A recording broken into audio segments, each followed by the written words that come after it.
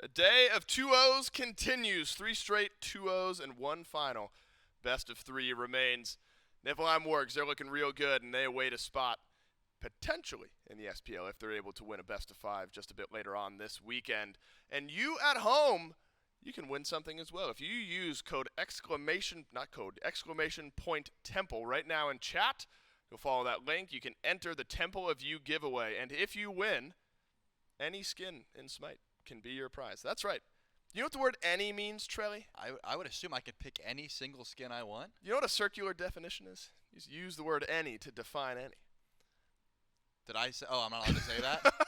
Then I can pick all This is a of bad the skins? bit, and this is my fault. I'm off it right now. It's my fault. Anyway, any skin in Smite available to you if you win the Temple of You giveaway using exclamation point temple in chat. Follow that link and enter now to win any skin in Smite. My name is Dolson. Trelly's with me. And in Trelly, I'll give you an easier one this time. We move on to our final match of the day. I talked a lot about Wargs and Scorpions and how anticipated that one was. Of course. A lot of conversation around Hounds and Gladiators, and these two might be the ones battling for that second SPL spot. Yeah, no doubt. I mean, the gap between 1 and 4, as we just watched, may be a little bit too big, but the gap between 2 and 3, I'm expecting to be a little bit closer, a little bit more exciting, and hopefully a lot more action. That's right. Well, we're going to get the Gilded Gladiators and the Eldritch Hounds. Again, the winner of this, or dead center of the screen right now, will move on to face the Niflheim Wargs in a best of 5. And that'll be played later on this weekend. The winner of that one onto the SPL. The loser of that will drop down and play a little bit later on, and so they'll still have a chance to qualify into the Smite Pro League, and still plenty to look forward to for both of these teams. Cal and Warden's awaiting the loser of this matchup. So the Scorpions and the loser of this one still have something to fight for down the road here. And so, Trelly, I think there's a lot to look at here in this matchup. Players, fan favorites across both teams. For sure. There's player history across both teams. You look at the jungle matchup here, Oathhh and Kyrmi. They've played against one another what feels like a billion times. And let's start right there in the jungle matchup and the Eldritch Hounds and Oathhh and how important Oathhh has been to this team and to this tournament and to the chances of victory today up against the Gilded Gladiators. Oathhh is standing by with J-Mac for a pregame interview. Yeah, that's right. I got Oathhh Jungler for the Eldritch Hounds standing by for our pregame interview. Oathhh, kind of talk to me a little bit about your team here at the Eldritch Hounds. You got some players on there who have kind of quote-unquote, gate kept you from previous attempts into the SPL, whether it be play-ins from previous years and promotional matches like that. How does it feel getting to team up against some of the players who have kind of kept you down there, but also some of the players that you've had plenty of time to play with and against? It's been good. I think realistically our team style is pretty much the same, how it's been like last year.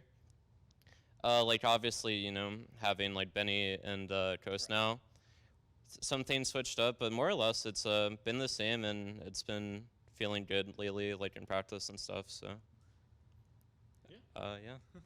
So talk to me a little about your matchup against, Kyrmi specifically. Kyrmi's a jungler you've had to play against multiple times in the SCC. You've gotten to play against him whenever your team comes up for some of these Masters events in previous seasons. So tell me what it's like to go against Kyrmi once again, but now for a chance to make it to qualification portion for SPL.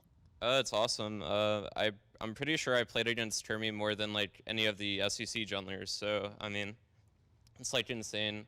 It's like been like 2 years now of just me playing against him. He's really good, really cool person too. So it's cool to play him again. Yeah. So kind of talk to me a little about, the meta right now. We've talked about, how it feels like it could be centered around the jungle a little bit, but we've been seeing a lot of the solo laners kind of run some of these games. Do you kind of feel that jungle has that big impactful role that we've kind of been hyping up through and that we've been hearing so much on? I think every role right now is like really strong in like their own niche way. I think like solo laners are honestly like kind of OP right now. I think mid laners are pretty OP right now. I think junglers are really strong too. So I think when every role is so strong, a lot of it just leads up to like a 5v5 like team aspect and just every role doing their job, Right. Now I got one final question for you, Kyrmi, before I let you go. We're running a Temple for You promo right now. You do command Temple in the chat. You go to the link, you fill out. And you can win any skin in Smite. What's the one skin that you're picking to win? Rage Bakasura. That's an old school one right there. Oathhh, I'll let you go ahead and get back with your team. Best of luck. Thank you so much. Maybe so old I don't even know. What skin did he say? It's Rage Bakasura. Rage Bakasura? Not my favorite, but, you know, he's a jungler. He's allowed to pick that one. It's one of the most exclusive, like, assassin skins, I suppose I could think of, besides maybe Archon. I'm a fan of Takosura. I love that skin. I bet you do. I own it. Otherwise, I might choose it out of the Temple for You giveaway. The matchup on the other side of the line here from Oathhh is, or rather, the team that Oathhh has surrounded himself with here for this event. VaporishCoast, Quig, BennyQ, Ducky, and Coach Chuck. I mean, such a talented roster, even outside of Oathhh. It's a team that feels like it's filled with win conditions. We've, of course, talked about VaporishCoast a lot over the course of this week and how it feels like Coast deserves a spot in the SPL. Quig, incredibly strong in that support role. And then Ducky and BennyQ in their own right, able to control their lanes. This is why it's been a difficult discussion around the Hounds. And, you know, are they going to upset the Wargs? Where do they belong? Because on the other side of the Hounds, Trelly, it's, well, copy and paste what I just said about the Hounds, but about the Gladiators. They've got a great duo lane between Dude Man Bro and Inbowned. Snoopy yesterday, out of mid, raised some eyebrows in a good way. But Kyrmi out of the jungle, and Oathhh talked about it, how many times him and Kyrmi have played up against one another. Got another big one here. It's not an elimination match. It's not an SPL promotion match, but it's one that moves you one step closer to your goal. And that's where Kyrmi's got to settle down, settle into the match, and hopefully have a good best-of-3 set. Yeah, I would imagine so. All I want to see from this squad in particular is that consistency. You know, we know they can play at such a high level, pretty much everyone on this squad. And I just want to see that throughout. I don't want to see any glaring misplays. You know, they've all been around the league or in the league. It's about time that they iron out those, you know, little misplays here and there. And I think if we're getting the Gilded Gladiators of their first set, then I've got no issues with that. I think they were pretty lights out, maybe a few missteps here or there. But, you know, Kyrmi has been one of those junglers that I think for such a long time in Season 9 was always on the uptrend. You know, started looking better. Towards the end, about Worlds qualifier times, maybe got a bit in his own head. But now this is arguably even more important than that, right? You know, the object to go to Worlds is huge, but to get back into the league, maybe even bigger, maybe even weighing on his mind. So I don't want to see any of that nervousness. I just want to see him play lights out like we know he can. And especially with the knowledge that there's still room, right? If you don't win this set, even if you win and then you lose your next set, you've got a couple chances at this. And so while the pressure, of course, is high, and this will be the hardest opponent they've faced so far this week, you got to rest easy knowing that there's still a chance a bit further down the road. That said, this Gilded Gladiators team doesn't strike me as a team that's like, oh, well, don't worry about it. We got a couple of chances. That, you know, they want to win now. They want to put themselves in the best possible spot to promote into the SPL. Great matchups across the board. Same way as we talked about the Scorpions and Warg set that we just watched. I could talk a lot about every single individual matchup here in this game that I'm really excited about, particularly centered around mid as well. Snoopy played great yesterday for the Gilded Gladiators, Trelly, and we know what BennyQ is capable of over in mid for the Hounds, especially given the Tiamats, given the Merlins, given the state of the mid lane from what we've seen. Yeah, I think that the other thing we were talking about a lot about the mid lane was the fact that the build paths have changed up a bit since the start of the tournament as they have to now, so I'm hoping to see, you know, maybe some more tablets built down there for the Hounds, but we'll have to see how that goes. You'll see. Picks and bans for game number 1 of this best-of-3 between the Gilded Gladiators and the Eldritch Hounds. It feels so unfair that I mean, there is a world where both of these two teams make it, but between all of the personalities and all of the players that we have left, both upper and lower bracket, only 2 get to make it through. It's super unfortunate because it just shows you how competitive the league is, and it's what makes esports and Smite esports so special. You got to take the good with the bad and how exciting it is for some, the emotion of maybe falling short for others. It's what makes all of this so exciting to watch. And we'll get to some promotional matches and some knockout matches tomorrow. And, of course, on Sunday as well, one last chance for a couple of the teams. Let's catch back up, though, with picks and bans for Game 1. Hades and Naja for the Eldritch Hounds. Tiamat, Vamana, both taken away by the Gilded Gladiators. And it's difficult, Trelly, when 2 teams have such talented players in all of the roles. You kind of got to go off of, you know, what roles are the strongest, what individual picks are the strongest, because not really feeling confident leaving too much open. There's a pretty diversified ban pool from the Gilded Gladiators. One towards mid, a solo ban, and then, of course, taking Quig's Umoja away. Yeah, I'm interested about the jungle matchup because I think that there's a lot of different dynamic jungle picks currently in the meta, as well as we've seen Kyrmi and Oathhh play two very different brands of jungle in the past. Pity for You know, when I think of goddess how of Kyrmi used to mercy. play the jungle, he started going towards these tankier warriors, but there's no way you're taking Osiris into the jungle in this sort of meta, so curious where they decide to go. Gladiators will just grab that first pick, Freya, though, something that is odd because between different sets, it goes from one of the highest contested picks to one that's not even looked at. That's true. And in this set in particular, I guess the Gladiators want to make sure they get that Freya in their hands early on. Yeah, we saw what? Storm and Valkyrie's 0 Freya pick. Yep, ban did from not care. that set, They let and that god go through every time. Now we're towards the top of the priority list for the Gladiators and the Hounds. Still some good value left open for the Eldritch Hounds. I was wondering if Thor would be as prioritized in this set as it was previously. Between Sarpei and Sanford Soccer, you got two of the best. Between Kyrmi and Oathhh, I think you can say something very similar. It'll be Oathhh on the Thor this time. Smart and pick. Quig, you don't get the Umoja, but you do get the Maui. Yeah, that's a smart pick. Taking that Maui away from Inbound, something that I think he's been very comfortable on in the couple games that we've seen him play. So definitely smart there. You don't want Maui and Freya going away because that might as well doom your duo lane to get out pressured as long as, you know, all abilities are flying and there's no jungle interaction early on. But just because you have that Freya does not mean you have to play through it. Like Gladiators could just pick a safe Guardian in that regard and just say, hey, we're going to let the rest of the team sort of play around maybe solo or fighting through mid.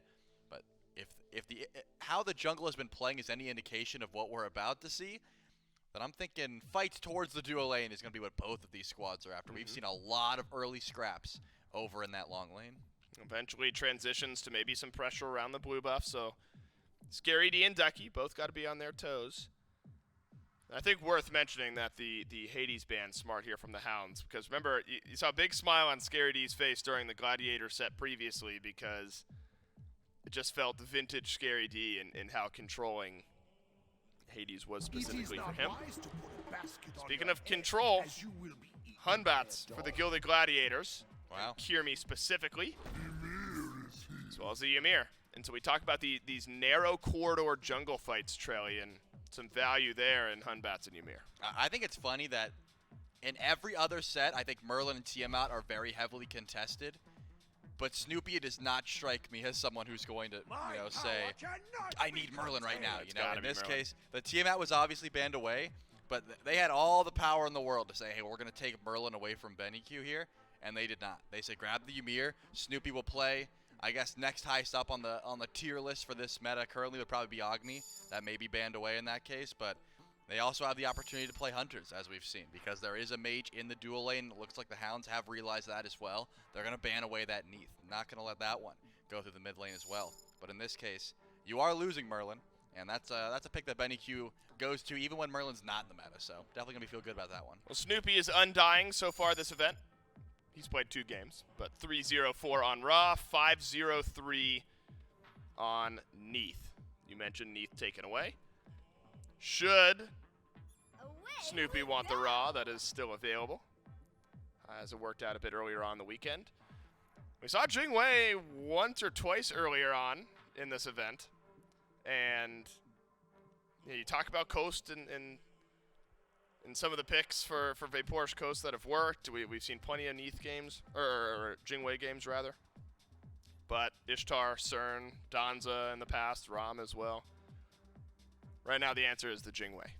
Seems like it. Just safety. You can dash out of the Freya whoop. You never really have to fight her if you don't want to. And you can save those crits for much later on in the game. Could be the call there for the Hounds. But they do have plenty of time to try and get that pick online if you're letting this Thor dictate the pace of the match, which we've seen Thors be able to do. This pick is interesting, though. I mean, this is a COD that I think that Scary D has went to time and time again, and almost every time I've questioned it, and I'm still going to question it here. It has decent matchups early on, but Shiva's still a pick that has to be played perfectly, so this shows a ton of confidence in the god. And now the clean is going to be locked in. And that tells me that this Thor was actually for Ducky the whole time. There is no way that Ducky's taking Cliodhna solo, right? It's got to be the Thor solo for Ducky and the Cliodhna going into jungle for Oathhh. That makes more sense in my head. I've seen Ducky on Thor plenty. I've seen Oathhh on Cliodhna plenty.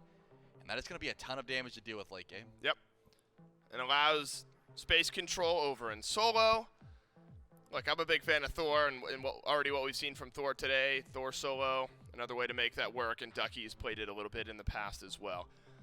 I think if you zoom out on a matchup like this, Trelly, Mifflin talked about it earlier on the desk for the last set while we were setting up for this one.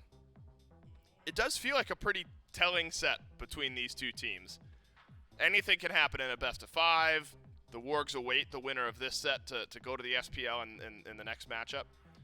But if the Wargs look as unstoppable as they do, there's a world where this set is kind of what we reference back to as, okay, who's that next favorite on going in? If one of these two teams just looks absolutely dominant and more convincing than the other, the picture of the end of the weekend could be a bit more clear. Certainly could, and I think both of these teams in their own heads are very confident, right?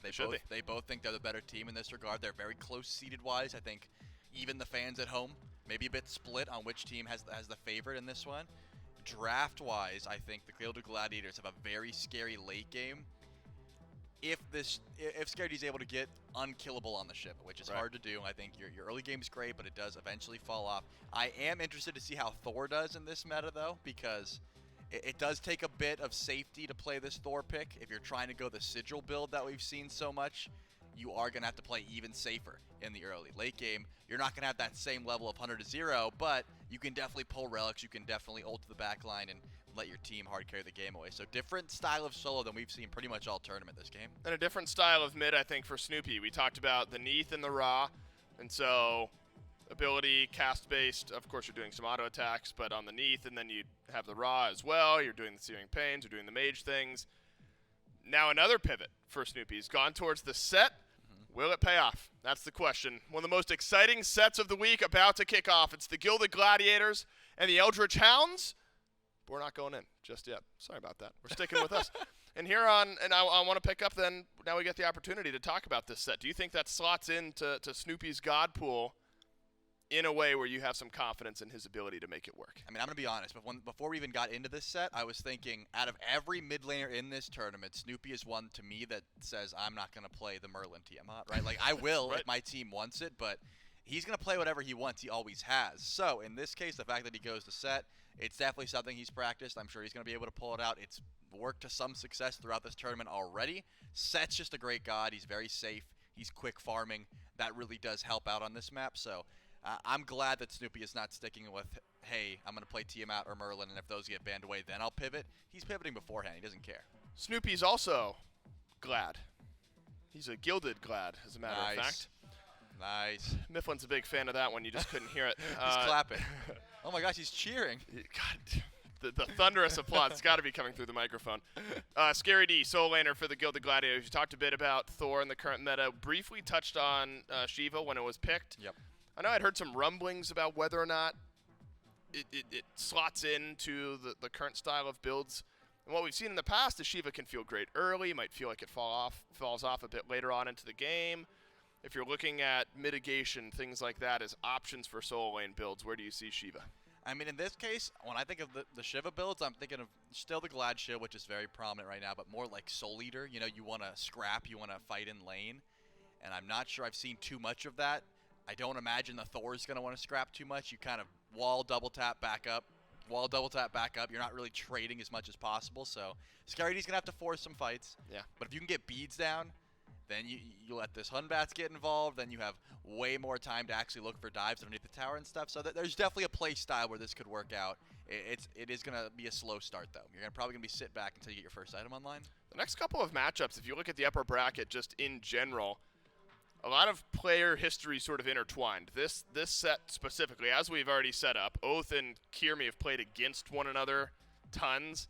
But then you got to look at Kyrmi, jungler for the Gilded Gladiators, playing against his teammate of last year in mid lane, and BennyQ and Quig and Oathhh have played together for a little while, and they're going against Dude Man Bro, who they played with last year. And so these teams have kind of swapped players with one another, and there's player history amongst the rest of these players as well. Only in this.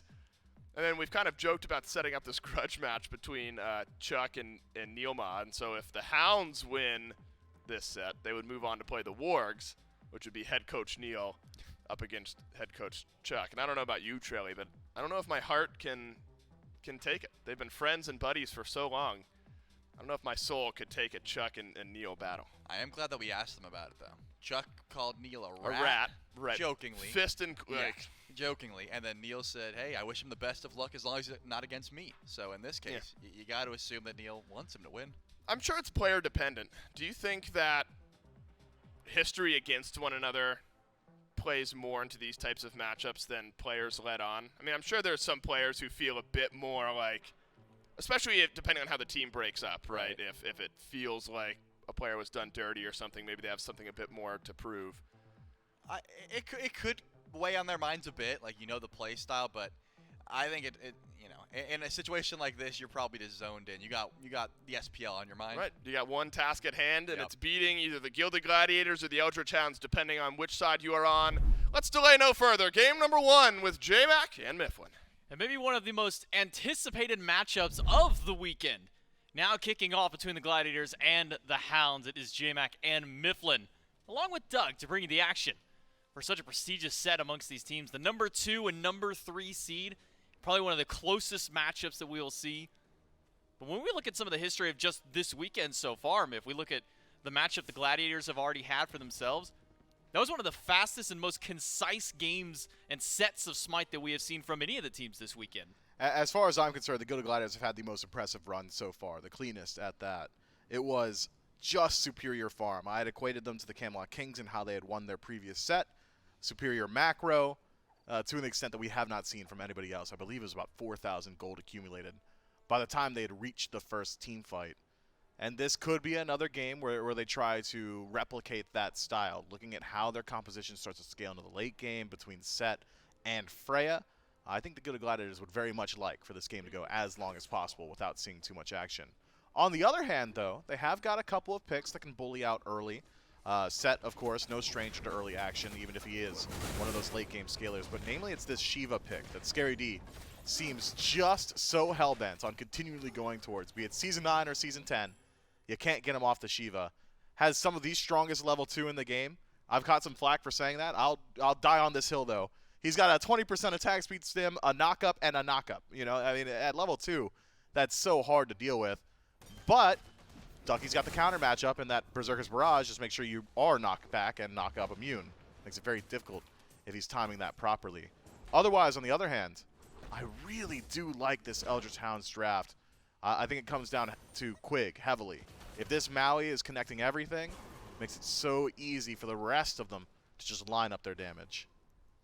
And really, when I look at the two rosters composition, or these two teams here, we already talked about Kyrmi going against former teammate and Benny, but we're also looking at a lot of players who, at some point on both teams, either very recently or kind of over the course of the last season, have played together. Scary D and Snoopy at the very end of Season 9, Inbound and Scary D for the first half of Season 9, at least whenever they were on the Solar Scarabs rosters together. And then you look over at the Eldritch Hounds, and they've got Ducky, Oathhh, and Quig, who are all playing with each other at the tail end of Season 9 as a squad with the Eldritch Hounds. So a lot of synergy just between the individual players on those teams there. But now a couple of change-ups amongst there. Duman Bro getting his first chance away from the Eldritch Hounds, a team that he had been with for like the last year and a half with those players, now going up against them. And specifically against VaporishCoast, an EU player whose only chance to play against some of these guys have been at these LAN events. Yeah, but Coast is no stranger to high-stakes games. Actually has a phenomenal performance. The World's Run as Bobby's caught out. And Oathhh is here to try and put down More Inbound, but not damage. quite enough. The knockup is there, but the last couple autos from Coast were just off the mark. Dude, man, bro, batting back away on the fray to keep Coast and Quig at point. And Inbound will live, if not for just the help of the Bastions, but a couple of missed autos from Coast. And the double banish from DMB to really keep him alive there. If that's only just one, I think we're talking about first blood. But instead, Inbound narrowly escapes with his life. Does at least cost him the meditation, though, so a good deal of sustained lost, whereas Quig gets to hold on to his relic. As far as HP is concerned, until Inbound heads back to base, probably going to be playing at a disadvantage. Needs to play safe here, too. This is dangerous. Stun on top, but a quick wall by Inbound will cut off the option for Coast to be able to get any kind of extra damage on the Ymir. Instead, the focus has been turned towards Dude Man Bro on the Freya. A little bit of a weaker early game for Freya, though Conduit Gem, as mentioned in the past, has been one thing that has strengthened up Freya's early game, but might be before we get that first ring that we really see any kind of boxing between these two hunters. No, it is such a massive power spike once you have Telkines available. The lifesteal, the attack speed, the damage output all just goes through the roof. Immediately afterward, we'll get a heat check on how DMB's feeling. We've seen one of two builds from Freya, and it's generally the one. Immediately into that hastened ring, so you have actual kill potential and chase down potential. Otherwise, we've seen a couple of Freyas go towards lifesteal in second slot, Bancrofts, Typhons at times as well, just to really leverage some of that sustain in lane. If I know anything about DMB, though, he's one of the most loud, aggressive players to have graced this studio. I think he wants to get solo kills. I think he wants to have his stamp known on this game, and VaporishCoast has got a lot of buzz around him. DMB wants people talking about him. If I had to guess, it's a hasten second slot. Yeah, DMB definitely wants that opportunity to Why'd he do that? solo coast if he can, just because he can. Why'd he do that? Why'd he double A little whoop double the- banish? For what? Because he can. To prove a point, to say that, hey, I hit these. I did that. Why? Because I can. I think that's purely what's on the mind of DMB. If he can find a chance to solo VaporishCoast, would be huge for the mental for Doomman Bro. I mean, because we talk about You don't want a team that DMB was- with momentum. You don't want that. You don't want that. You don't want one whose ego gets lifted up a little bit by getting that solo kill either. Because I mean, you think about it. Right at the end of Season 9, this is a team that just missed out their opportunity. Doomman Bro and the Eldritch Hounds just missed their chance to going to the world stage. VaporishCoast gets there, and a lot of talk is around the Pentakid, his performance at World, his performance against the pros. Yikes, But yikes, here's yikes, a great yikes. way to start for the Gilded Gladiators. It's on the right side of the map instead. Ducky falls down to an early rotation from Kyrmi on the bots. The only way Ducky survives those ganks is if he's got ultimate available. If ultimate is down, you're dead every single time without beads. So, Kyrmi right to make that rotation when he does. Ducky was only 2, maybe 3 seconds away from getting that Anvil of Dawn back. Regardless, does at least hit his power spike before he's sent back to base. Soul Eater already finished, so you'll stack that up pretty quickly.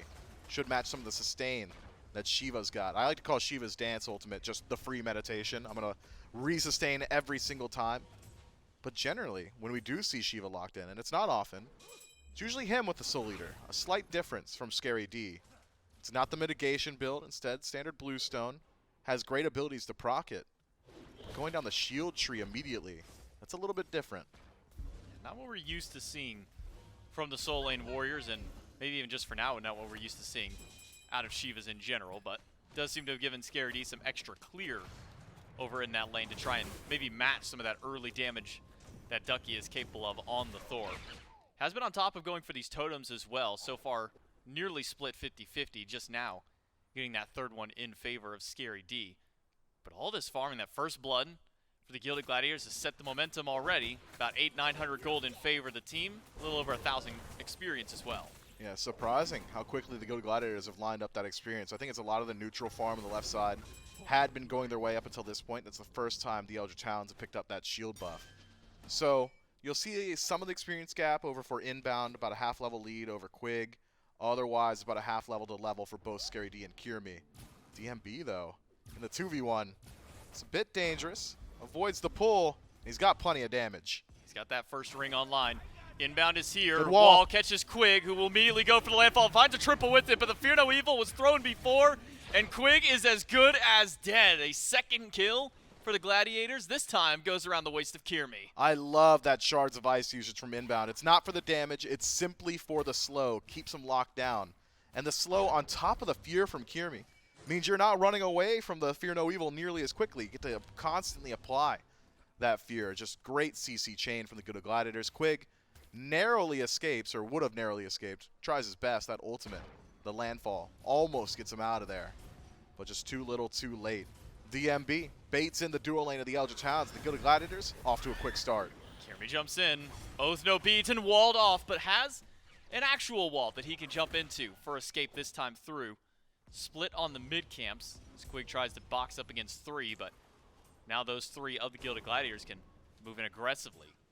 Coast thought for a moment we were about to see this Jing Wei dash in to fight DMB, but with a full minion wave there, not wanting to fight into the Freya plus minions, but now with Kyrmi coming back over, no ult for him this time around. Over at Smash will hit, a teleport in, a slow by Kyrmi, but without that ultimate, just not quite enough to lock him down. Man, that Hun bots damage is already starting to get pretty nice. VaporishCoast, just from the ability rotation, down 50% HP. That's before hi-rez is finished up. Had Kyrmi had access to Claw Shard, maybe even turns that around completely. It was a good look for Kyrmi. It was a slow start in his previous set. He was playing more of a farm backline role. Now he's getting active. BennyQ frozen in place, doesn't have his beads, Come used them here. to get out, and Snoopy will chase him down. Even Quig not fully safe from the tower. A Good double pull. landfall pull grabs Inbound to the tower line, but that's all it's going to do is just reposition Inbound, who will group back up with the team. And the Gladiators, with 3 kills on the board, expand their lead to nearly 2,000 gold. Kyrmi locks eyes with VaporishCoast. Coast has access to the ultimate, so not under risk of losing his life, but will certainly lose out on the purple. It's just confident play from the Gilded Gladiators. Something we've been talking about is this lacking of invades recently. Feels like it's so difficult to walk in and steal a purple, steal a green buff. It's because of how the map is situated. All these buffs legitimately open towards your own base, but hasn't slowed down the Gilded Gladiators, not even a little bit. Now red taken away, purple taken away as well. Clean play, and it's really starting to push them ahead. And Scary D, right on the tower line of Ducky. Not only dealing damage to Ducky and the minions, but also those bastions. Slowly drop those down, get a little bit of extra gold in pocket for the Shiva, who did get the Glad Shield as a first full item back. Now working on Cloak. It's a good bit, right? Like Scary just does it every game because he's It's- a Gilded Gladiator. That is a good one. Maybe he can only play physical. Oh, no, he doesn't even have to. It's no longer Don't even have only to anymore. He can physical. do it all the time. He can literally do it every game. It's the Glad perfect Shield bit. for the Gladiators. But you think that's why they went with the team name? Because now he can do that no matter what? I mean, maybe. Maybe that's why he's not doing the Soul Leader? Like, it legitimate? No. Scary D's got to just like this build. I mean, you stack up your defense so quickly regardless. Survivability, not exactly a weakness of the Shiva anyway. You've got the healing from Ultimate. Now he's stacking up Prophetic Cloak, and Shiva's probably one of the better warriors at stacking Prophetic Cloak at that. Just apply your damage from a range. You don't have to hit hard, you just have to hit. And Shiva's got that easy application. I'm thinking he's going to become unkillable pretty soon. That was what we were concerned about on the desk. Charlie said, if this Shiva is allowed to hit that state at any point in the first 20 or so minutes, it'll be so difficult for the Eldritch Hounds to make anything happen on the right-hand side of the map. Seems like it's pretty difficult to make anything happen anywhere. Gold Fury for the Gladiators, and it just goes uncontested. Hadn't had too many opportunities to talk about Snoopy, but his damage output on objective pretty high. Kyrmi. They can't all hit, I guess. You know, he seemed a little bit upset with it, but what do you need it for? The objective's already dead. Got exactly what they wanted, which was the Gold Fury to continue expanding the lead for the Gladiators. Now 3,500 gold up for the Order side team. Experience is slowly starting to creep up as well, nearly a level in every single role for these players on the Gladiator squad. And a lot of it being piloted off the back of Kyrmi, who's made his rotation, his mark known across the map so far. An early kill on Ducky, and a couple of assists as well over on the left side of the map to keep Coast and Quig really at bay. But now, what will the Gilded Gladiators do? I mean, probably not going to be able to go for Pyromancer for at least a couple more minutes until it respawns in. Fire Giant off the menu at least for some time, and with 3 minutes on the Fury, where do the Gilded Gladiators then maybe put their, kind of put their focus on? Invade, neutral farm, control all that, clear out your own camps as well. I don't think you're really trying to push into towers just yet. It's not as if there's a siege composition anyway. Non-standard mid laner, doesn't have ranged auto attacks, so poking that tower is pretty difficult. Freya, the worst magical hunter at doing the PvE stuff, so don't want to push there either. I think we're probably just spinning our wheels for the next 2.5 minutes until this Gold Fury's back up. It's on the Eldritch Hounds to find equilibrium for now, because this gold lead, it is getting to critical territory, and it's getting there pretty fast. Silver linings where they lie. BennyQ hasn't really fallen too much, and actually stacks up his damage quickly. This was the concern, though, for the dual lane. The second that Hasten Ringed is finished up, VaporishCoast can't get tagged. Not by a single auto attack, because DMB with haste is not going to miss. Fortunately for Jingwei, airstrike just gets you out of range, so this time survives. What are you going to do while that's on cooldown, though? Probably sit in your tower. I mean, this is a classic matchup of Freya versus Jingwei. You get the agility to get out of Banish from the Freya. Things go even further south. You pop that ultimate. You get out of dodge for Jingwei, but now with a level down, with honestly crit not being as potent as we have seen, I've hardly seen any hunters prioritizing towards crit. We've seen maybe like a demon blade here and there from the hunters. Like That's a luxury really about demon it. blade, like a 6th item luxury demon blade. Like maybe I get a little bit for penetration. I think it might just be for the penetration, but you are right. Haven't seen a whole lot of it. If anyone were to build it, you'd think it'd be Jingwei though with the explosive bolts, but for now, standard tank shred for VaporishCoast. It's going to be a little while. It's a cheaper build than crit, so playing at a deficit, probably a bit faster to get involved in the team fight. Speaking of involved in the fight though, where has Oathhh been playing? I feel like he's had a very quiet performance so far. Doug, can we get a look at the damage charts while the Gilded Gladiators go ahead and take the Pyromancer for themselves? Oathh's been around, but hasn't exactly dedicated himself to a true gank. Maybe just spooling up for now. Generally, it's the team with the Cliodhna that likes to go for these early objectives. She's got such strong burn for them, but instead, it's the Gilded Gladiators. Again, just playing the map faster. Yeah, we haven't really seen anything out of Oathhh aside from the early gank towards the dual lane against Inbound and Dude Man Bro, and Try to the protect little some fight, greens. the little fight over at the mid lane to try and protect BennyQ. Outside of that, I don't think we've seen Oathhh really try and go for any fights. Maybe drop an ability to poke Snoopy in mid lane, but it really feels about it. It's an uncharacteristically quiet game from Oathhh so far here in game 1 up against the Gladiators, but with a whole lot of literally nothing going on, Mifflin, the gold just keeps climbing up. It's 5,000 now between these teams, and literally nothing is going. They're not fighting each other. They're not getting kills. They're not taking objectives. They're got just Pyro. Okay, Pyro. It's a decent bit of gold, I guess, in that regard. You sleeping but on Pyromancer right now, man? No, and I'm certainly not sleeping on what the Pyromancer drops, sitting on the Runic Bomb in Kyrmi's inventory. But I mean, outside of the Pyromancer, we really haven't seen much of anything once the Gold Fury went down. Also, how did they just steal that shield buff away from a Cliodhna? Yeah, you know, one 300 damage auto attack from DMB. A couple more might just secure themselves a Primal Fury. And where are the Eldritch Hounds? They're not showing up for the defense. Quig looks on from the distance. It really is just one team has set a clear, concise plan. Get on the objectives, play fast. And the Eldritch Hounds maybe become accustomed to the pace set in the rest of the matches so far this week. Just aren't keeping up. I mean, we are getting to critical territory. DMB's 5 levels away from 20, but 1 item away from truly online, in my opinion. Likely a demonic grip in this next slot, just a little bit of penetration, so we can start working through the tanks of the Eldritch Hounds. I like this fast play, and I'd like to see it kept up. Go ahead, group up, maybe. Start pushing in towards these Tier 1 towers. It's not the best composition for it, but when you've got a lead like this, it makes up for any weakness in the draft. Force a fight on the Tier 1 tower of the Eldritch Hounds. Potentially grab some kills, and if you do, could be talking about an early Fire Giant. The Hounds themselves, I'm not sure where you look now. If you're not willing to defend on the Gold Fury, where are you willing to fight? Maybe they are just waiting for the Gilded Gladiator to start walking into these structures, but you got to think they're not going to just give it up for free, not with a lead like this. And even with a lead like this, one mistake won't be that costly. Kyrmi and Inbound look towards Quig. We'll jump over the red buff wall and back to safety, quote unquote, but Snoopy was standing by ready. Ducky rotates over, but Ducky's not going to be a part of this fight, at least for a little while. Still waiting for himself to finish up that third item, maybe towards that Oni Hunter's Guard that's become so prevalent amongst the solo laners so far for that extra mitigation. Nearly a fight to break out in the dual lane, but Coast kites himself over towards the jungle, and DMB a little bit more focused on the farm this time around. I mean, if the tower has minions in it, I think DMB was chasing the kill, and that's all it was. It was actually Coast who pushes out that wave. And DMB would love to have taken that PvP, but instead, some good jukes from the Jingwei keeps him alive. It's the exact same neutral state that we were in previously, the Gilded Gladiators, suffering from success in that they've already done everything they can on the map. Just have to wait for these objectives to respawn.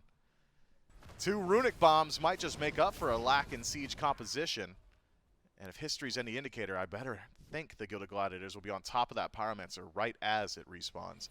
The Eldritch Hounds, it's time to dig in your heels. You can't just allow the Gilded Gladiators to continually build this lead. You gotta get active somewhere. DMB's been playing hyper-aggressive in the dual lane. Maybe a rotation from Oathhh could slow that down. But he has to play around that right-hand side, make sure that Pyro doesn't fall. It's actually the Hounds grouped first. Scaredy and Ducky will have their battle on the right side. But now a collapse in towards the Pyromancer. Scaredy will dash away. Still has ultimate to try and heal himself back up. Oathhh on the chase, but well out of range from being able to find Scary D. We'll still just go back to now rejoining the squad. Half HP on the Shiva, but again, Ultimate should be able to bring him back up, and instead, it's a call for the Pyromancer from the Gilded Gladiators once So more. fast. The Eldritch Hounds have got to answer, but it's just going too quickly for anyone to deal with. The Gladiators grab yet another Pyro, and Gold Fury is back up in less than a minute. That But back timing tough. Good. Fear no evil. Quig falls down as BennyQ can only watch from a distance, but the fight will come to him. will be a wall to block off BennyQ's path. The Aegis stops the ultimate damage, but that's not the damage you want to try and deal with. It's Dude Man Bro and Kyrmi coupling up to eliminate not just Quig, but BennyQ. A 2-kill swing, a Pyromancer, and with 2 runic bombs in hand, this may just be Fire Giant Myth. Man, the timing of these rotations for the Eldritch Hounds so tough. Pyromancer fight starts, Oathhh goes back to base. Start diving in towards mid. Ducky was already over towards the soul lane. Now with the Fire Giant pulled, where's Oathhh? My man split pushing over on the left-hand side. Double runic bomb. I don't think the Hounds can steal this. Snoopy goes in. Coast will dash away. Fire Giant low, but 1 runic bomb from Kyrmi should be able to secure this one. Up to the sky goes Ducky. Will they land? It's on top of Kyrmi to try and go for the steal, but the Gladiators will get Nearly. the Fire Giant. They will take down Ducky as well.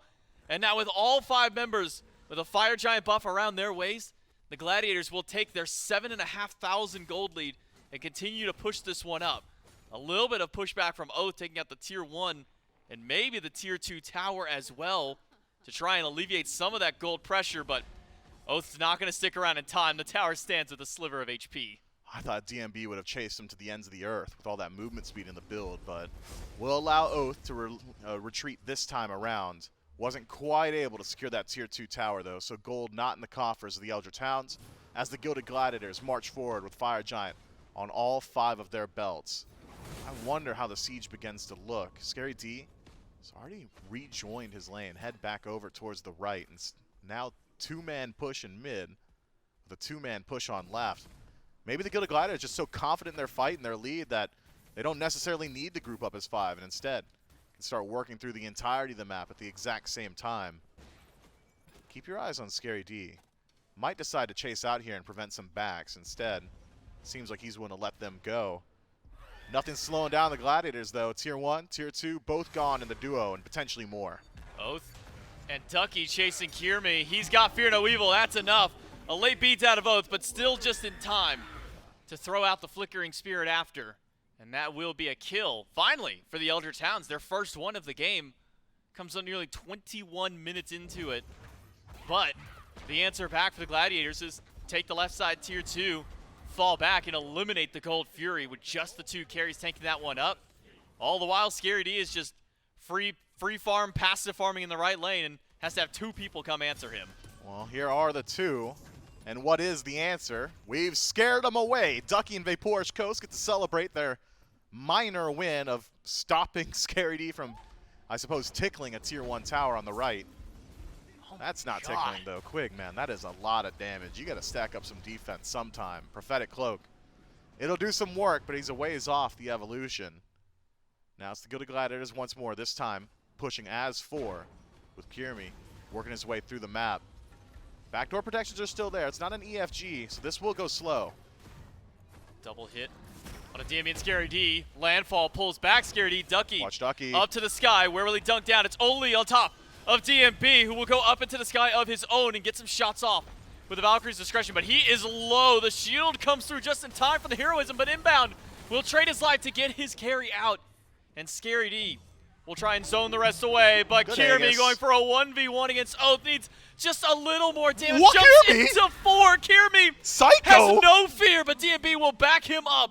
Can now DMB find the damage in the backline as Scary D is batting away at everybody else. The whoop is there, and now Snoopy has shown up to help deal with Ducky. The hammer is gone, and the chase is on for both Snoopy and Dude Man Bro. Ducky with nowhere to go. Hammer ports out Good and a wall, but look where Scary D is waiting to cut off the path. Scary D's been waiting the entire game for this opportunity. Ducky was getting the better end of the 1v1, but now in the 3v1, it's Snoopy with credit for the kill. Ducky falls down. Seems like the Gilded Gladiators having a bit of fun with their Fire Giant siege there, just going in one at a time or not grouping up as 5. But at the end of the day, And I said it earlier, even small mistakes when you've got a lead like this won't amount to much, and instead it's actually the Gilded Gladiators who continually push themselves even further ahead. Having stripped relics from BennyQ as well, beads and Aegis down for the next 2 minutes, and Fire Giant spawning in just 1. You gotta think the Gilded Gladiators love their odds in the team fight once more. I'm not so certain the Eldritch Hounds are really willing to stick around here. No way you want the Fire Giant going to them, but the siege composition's pretty weak regardless, so maybe you prefer your odds fighting in the Phoenix. I mean, you can look at the mini-map. That'll give you the answer to the question. No way they step up to the neutral objective. Instead, it's another free one for the Gladiators, just like all the rest of the neutrals so far this game. 2 more runic bombs still in inventory for the Gladiators. This time 1 for Doomman Bro, but doesn't even seem like they are going to be necessary. Those can be used for the siege instead. Fire Giant once more to the Gilded Gladiators. And nearly 11,000 gold up. We're hitting nearly 500 gold a minute that the Gladiators have been able to push up over the Eldritch Hounds in this one. Because you got to remember, the Eldritch Hounds, they themselves, they're climbing up with their own gold, but Gladiators are getting that much more at every step of the game. Tough stuff. Now the Eldritch Hounds need to gather that gold and use it to defend their base. I wonder what the siege looks like this time, because again, it's Fire Giant split all the way across the map. Now starting to slowly regroup towards the left-hand side. Thought maybe we'd see a single agent playing mid. Usually that's the jungler, and Kyrmi currently there. Can probably just pressure out this tier 2 or potentially even chase out onto Oathhh, who is conflict adverse once more. Just does not love his odds in the fight up against Kyrmi. Left side Phoenix being approached. Mid tier 2, the same by Kyrmi. Should be able to take it down pretty quickly. The Eldritch Hounds have got a strong defensive composition. Oathhh poking from a range with his ultimate. Merlin, one of the best mages in situations like this as well, can really make it difficult for the Gilded Gladiators to play around. I'm keeping my eyes on the relics. Beads available for just about everybody on the Eldritch Hounds means fear no evil. Maybe not as crippling as it could be, but still, there's plenty of CC on the Gladiators. It doesn't necessarily need to be Kyrmi that starts the fight. A wall and a freeze or just a whoop from DMB could really be stifling here. It's all about the siege execution. Is it an all-in? Are you trying to bait the fight? Inbound. He's in first. So is Scary D. Immediately to the backline. Where is Quig's HP gone? Triple pull from the landfall is great. But the Phoenix is already gone. Watch Ducky the dunk. to the sky. Finds one in the backline, but Kyrmi has already eliminated Oathhh. Inbound will once again sack his life to try and get the rest of the team out. It is 2 for 2 in a whoop onto just BennyQ. Scary D goes back in. The flicker is gone from BennyQ. The relics are down as well. The Aegis just now used at DMB will run right through it. It's a double kill for the carry of the Gilded Gladiators. But at 26 minutes in, even with the 1 bird, it's not enough to want to push into the Titan. What a smart whoop from DMB. So often we'll see Freya's whoop on their feet, just get the immediate threat off of them. Realizes Quig's already used his abilities. The only one that can really threaten him is BennyQ in the back. Says, all right, well, how do I get rid of that threat? I'll just remove him from the playfield for a second. No damaged follow-up from the Eldritch Hounds mid laner. Just was not given the opportunity. You'd ask a question in the team fight. You said, where did Quig's HP go? It was 2 auto attacks. Just 2 from DMB. 350 per, 700 damage total. And the Maui shredded away immediately. He just did not have anything to play with there. Tough. Quig's not tanky just yet. Needs more gold, but when the entire team's suffering, I mean, you really see it in the support. And this time around, what is it, just Sovereignty, tier 1 cloak, only 17 stacks on the Prophetic. It's not exactly ideal. Heroism, though, you know, that's there. Yeah, I've also just got to point out when we got a little look there between the their protections and their HP, 800 more for Inbound. Now, granted, that's 4 additional levels. Ymir also the most HP of any god in the game just at base value and scaling upward. But even still, 800 additional HP for Inbound to tank up these Phoenixes, to soak up a few auto attacks. And it really goes to show just how long it takes the Eldritch Hounds to burn through Inbound. You know, he's sacrificed himself twice now in these last couple of team fights, and he's bought so much time and space for his team. He has, and will only continue to do so as the game goes on. Fire Giant on the way back, but the Eldritch Hounds have done a good job of at least pushing out minions on the left-hand side. Won't have to worry about those fire minion waves working their way into the base if they choose to defend the Fire Giant. A decision they have not made, by the way. Fire Giants going down, and the Eldritch Hounds, they decided that the Phoenix defense is probably the best place for them. Wouldn't be surprised to see them just go ahead and let this tier 2 fall down on right as well. Power spikes, you're not really waiting on any from the Gilded Gladiators. Everybody's got their starters upgraded. The majority of the relics at least at that tier 2, so you got the cooldown off of it. It's only Inbound that could just get a bit tankier, but he's already so much tankier that I don't think it's a big deal. Wouldn't be surprised to see the Gladiators go ahead and just keep the siege up now. Don't back, don't spend the gold. Instead, make sure the Hounds don't have time to farm either. No towers left. One runic bomb in hand. That's a good 1100 plus damage that can be thrown towards one of these structures. Just if Kyrmi can get little close with a single minion along his side to one of these birds and really kick this siege off. Scary D will be the solo agent over in the mid lane, keeping Oathhh busy on that side. But keep your eyes on Snoopy with this set. He has been poking himself between the mid and between the right side this entire time, waiting for his opportunity to maybe flank from the side or join his team for a full-on siege. But the Hounds without a minion wave, they don't have much they can do, so it's all just waiting till that wave collapses. Fire minion wave now, already starting to push in on the left-hand side. Left Phoenix going to respawn very shortly. If any individual member from the Hounds goes to defend, that's the go button. And the go button will be immediately followed up by Kyrmi, who's got the runic bomb. Massive damage output on these structures, but it also slows down that attack speed. Quig's health bar is melting to Two-Man Bro. Quig is out of the fight already. Inbound low as well. But all of the ultimates used defensively. Look at Scary D in the back line. BennyQ erased off the map just like the solo lane Phoenix. Aegis used by DMB. Pulled back for 3 by Quig. That is massive. Massive damage. To turn around, and Ducky finds a huge dunk too. Oath's damage is enough to knock out 2 from the fight, and Snoopy too far forward. One more hit from Ducky should take him out. Just one good double tap on the set. Won't get the full double, but we'll still get the hit after. A great defense by the Hounds. The Phoenix falls, but they take down 3. DMB just walks too far forward, and a wall from Ducky keeps him in the base. Quig with the follow-up pull on 3. Completely separates that fight. Pulls them all 3 into the silence from Oathhh finally. The Cliodhna getting involved in the engagement as well. That is a miracle situation for the Eldritch Hounds.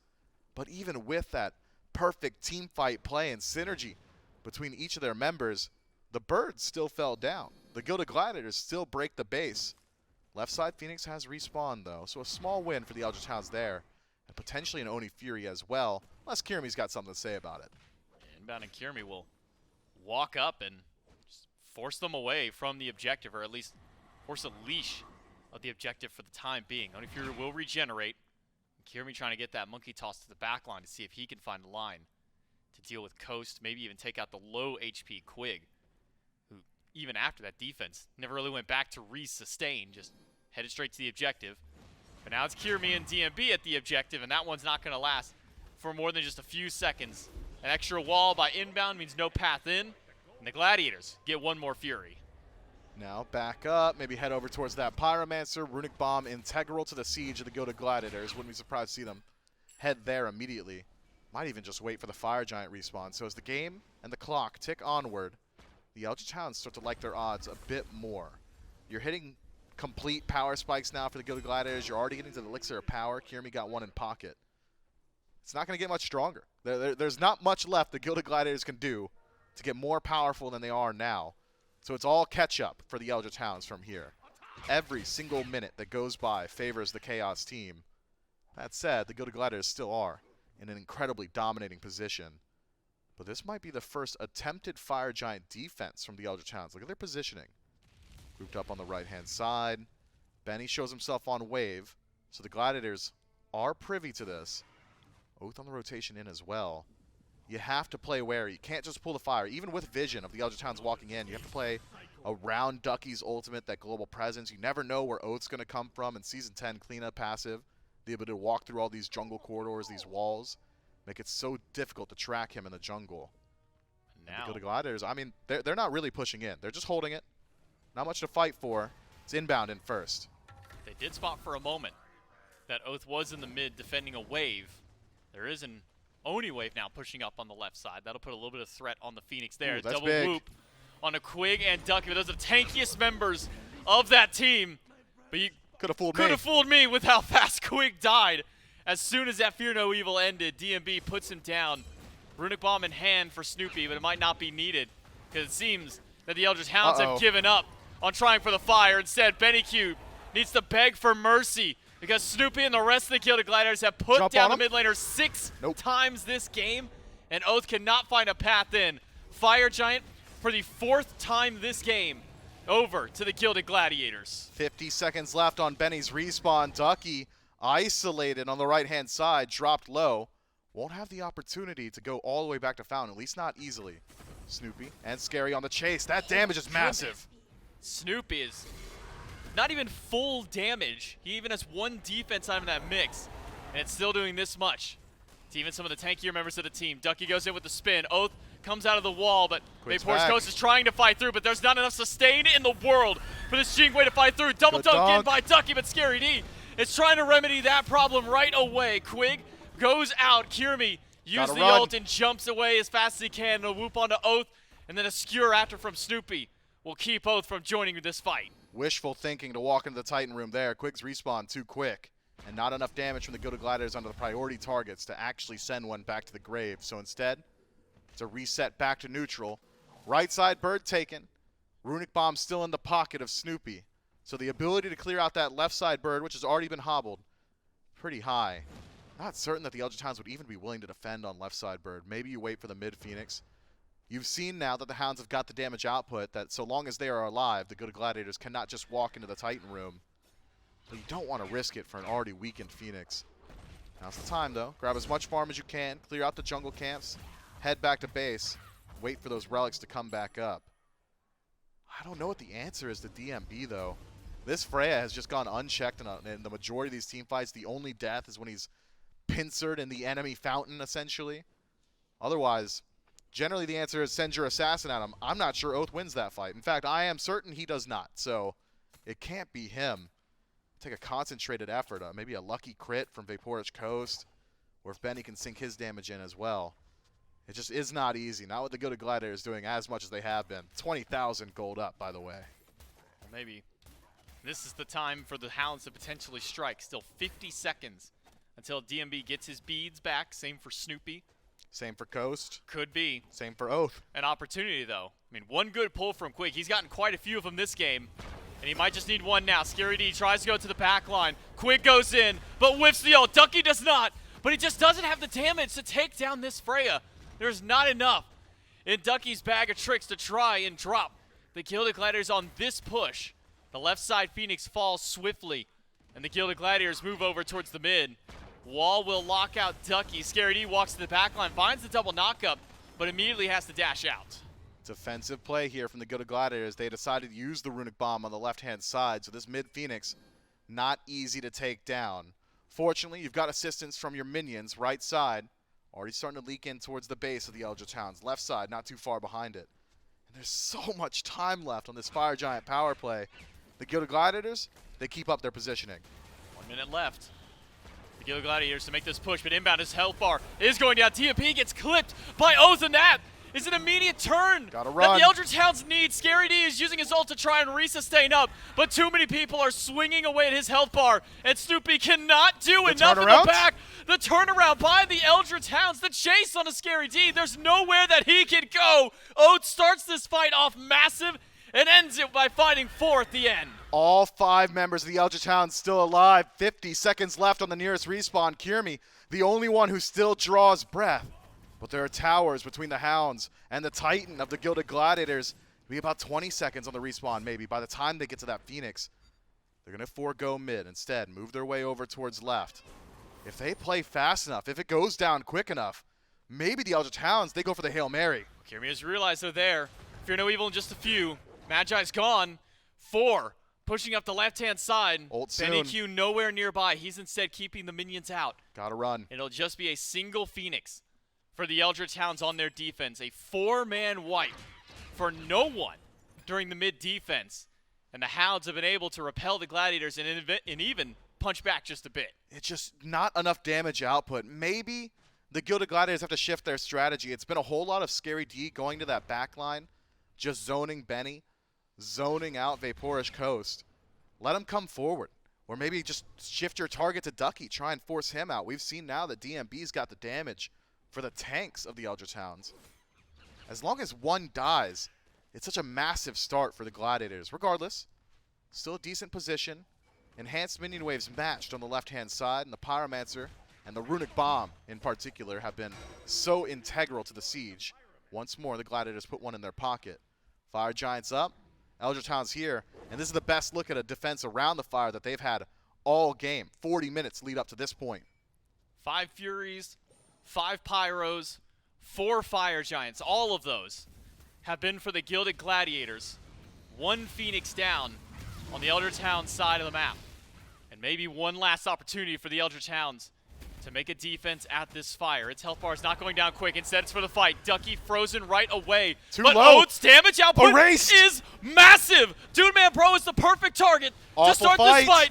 Ducky finds a dunk onto Snoopy. Inbound low, inbound gone. It's a double for Oathh.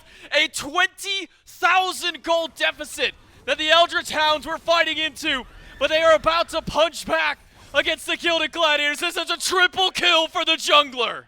Now it's all up to Kyrmi and Snoopy to keep the dream alive. The Eldritch Hounds have waited and waited for this opportunity. Phoenix already down, 5 strong. Ultimate available for Coast, and Oathh getting his soon. And now you've got vision on everybody. But Kyrmi, Fear No Evil on 3 to the back line, but Oathh has found Snoopy. Is that it? BennyQ takes him out. Kyrmi falls down. Double for Benny, triple for Oathh. 20k is not enough to stop the Eldritch Hounds. You need a lot more than that as they turn it around in 2 fights to take game number 1. Talk about a mental crusher for the Gilded Gladiators. It was 6 attempts at the Titan Room. 5 Fire Giants given over, and it was not enough. Oathh spends the first 20 minutes of this game essentially AFK in the fight, but makes up for it in the last 2 by simply erasing DMB. What a wild turn of events. 14 objectives, every single one of them went to too the many. Gilded Gladiators. Multiple Phoenixes taken throughout the map there, between the left side one, the right side one. But every single time just felt like the Gladiators stepped too far forward after taking those Phoenixes, got a little too poked out. And that was just the opening the Eldritch Hounds needed. Yeah, the Gladiators were playing as if they were legitimately 20,000 gold ahead. 20,000 at 20 minutes feels awesome. And even 30 minutes feels awesome. As we start to get to that 40-minute mark, 45 minutes, you only could do so much with your gold. It was essentially an even game, but they were playing with too much confidence, walking too far forward, and sleeping on that Cliodhna's damage output. Can't be sleeping on what Cliodhna can do and what Oathh can do in these late game situations when he has got to be the clutch. The Eldritch Hounds, they fight back at the end to take game number 1. We'll see if maybe things can look a little bit better for them to start out for game number 2 right after this break.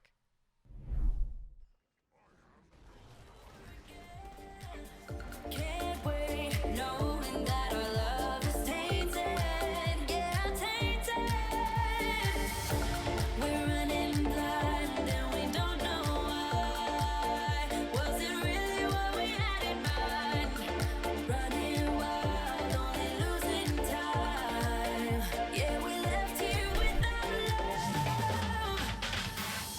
We're out of time, and time don't wait. We're in heaven, but we lost our way. We're out of time, again and again. Thought we'd make it, but we lost in the end. Yeah, lost in the end. Out of time again. Yeah, lost in the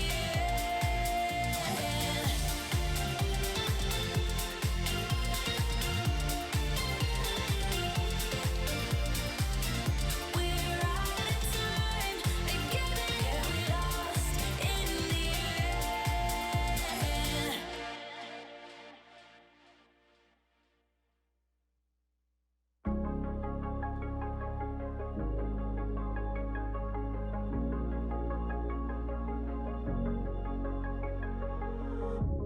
You're sleeping with someone new, and I'm your New York for the first time.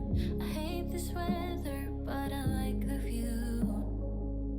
It makes me think of new beginnings. Here's to new beginnings. I can't sleep alone, 'cause if I do, I'll think of you the nights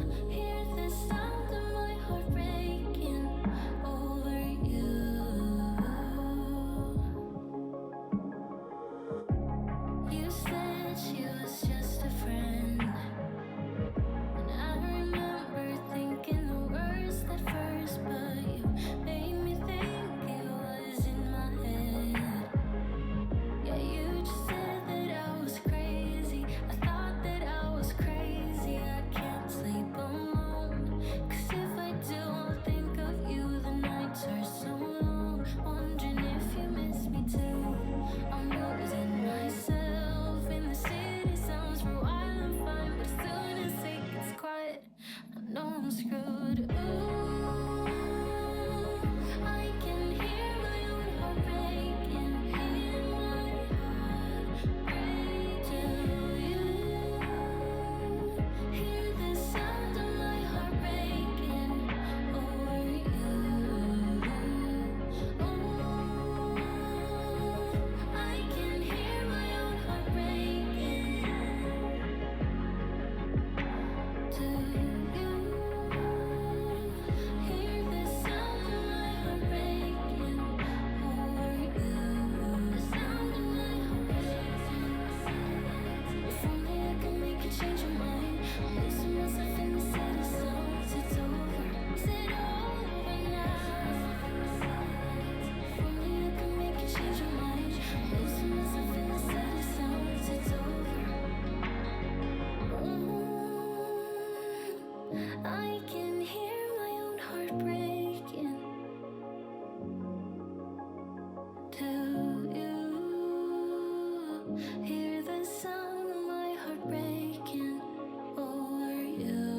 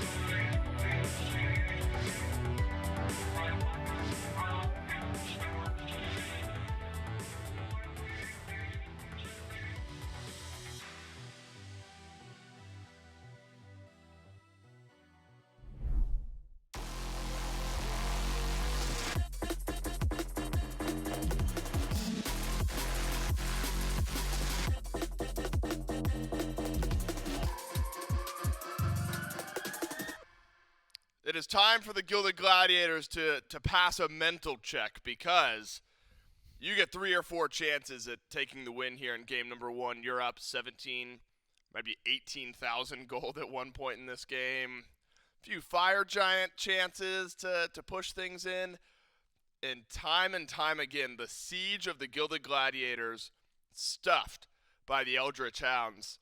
And if you tuned out, 3/4 of the way through that game, Trelly, you're wondering why the screens behind us are showing the Hounds in the lead of the set. Because there's no way that you lose a game from a spot like that. That was a crazy turnaround. In the last 2 fights, it was a little iffy. That last siege was like a pretty convincing defense from the Hounds, and they carried that into the next fight and ended up winning the game. Yeah, I got to give props here to the entirety of the Eldritch Hounds. There's a couple fights where it seemed like Oathhh was just kind of off on doing his own thing, split pushing, getting farm. And if his team can't hold for him while he's doing that, he doesn't get to hit level 20, he doesn't get to get full build, and he doesn't get to completely win that last fight for his squad. Because, you can't just leave your team to fight 4v5 for that many times in the early game unless your whole team is holding their ground. So I think Coast staying undying, staying so far back, staying safe on this Jing way. Ducky was finding some good engages. At this point, Quig was dying very quickly, but still getting off multi-man pulls. And more specifically, we can talk about what the Hounds did right. I think it's more important to talk about how poorly the sieges were actually played here by the Gladiators. Getting a little bit too overzealous, a little bit too overconfident, just stepping up. Not waiting for minions sometimes. They had multiple chances, and they just did not have enough damage. Which, is odd in this case because they have the double assassin with a magical ADC. I know it's hard to actually get to those birds, but the Gilded Gladiators right now are definitely thinking like they dropped that one. Yeah, I think just about everyone Yep. is thinking that game got turned around. The KDAs, for VaporishCoast it got there. For Oathhh it eventually got there, but BennyQ was, 2-4, 2-5 at one point in that game. Ducky was really pushed back and didn't get much done early on the Thor. Quig impressed me a few times on the Maui, as you mentioned, on the defense. The ability to lay out that game, miraculous. Oathhh ended up getting there damage-wise as well, top damage in the game. You know, but there's good and bad to look at for the Gilded Gladiators. Unfortunately, the 75% of the game that you played really well was not the end 75%. Yeah. It's not like you played the early game poorly and turned it around and won the last 3 quarters of that game.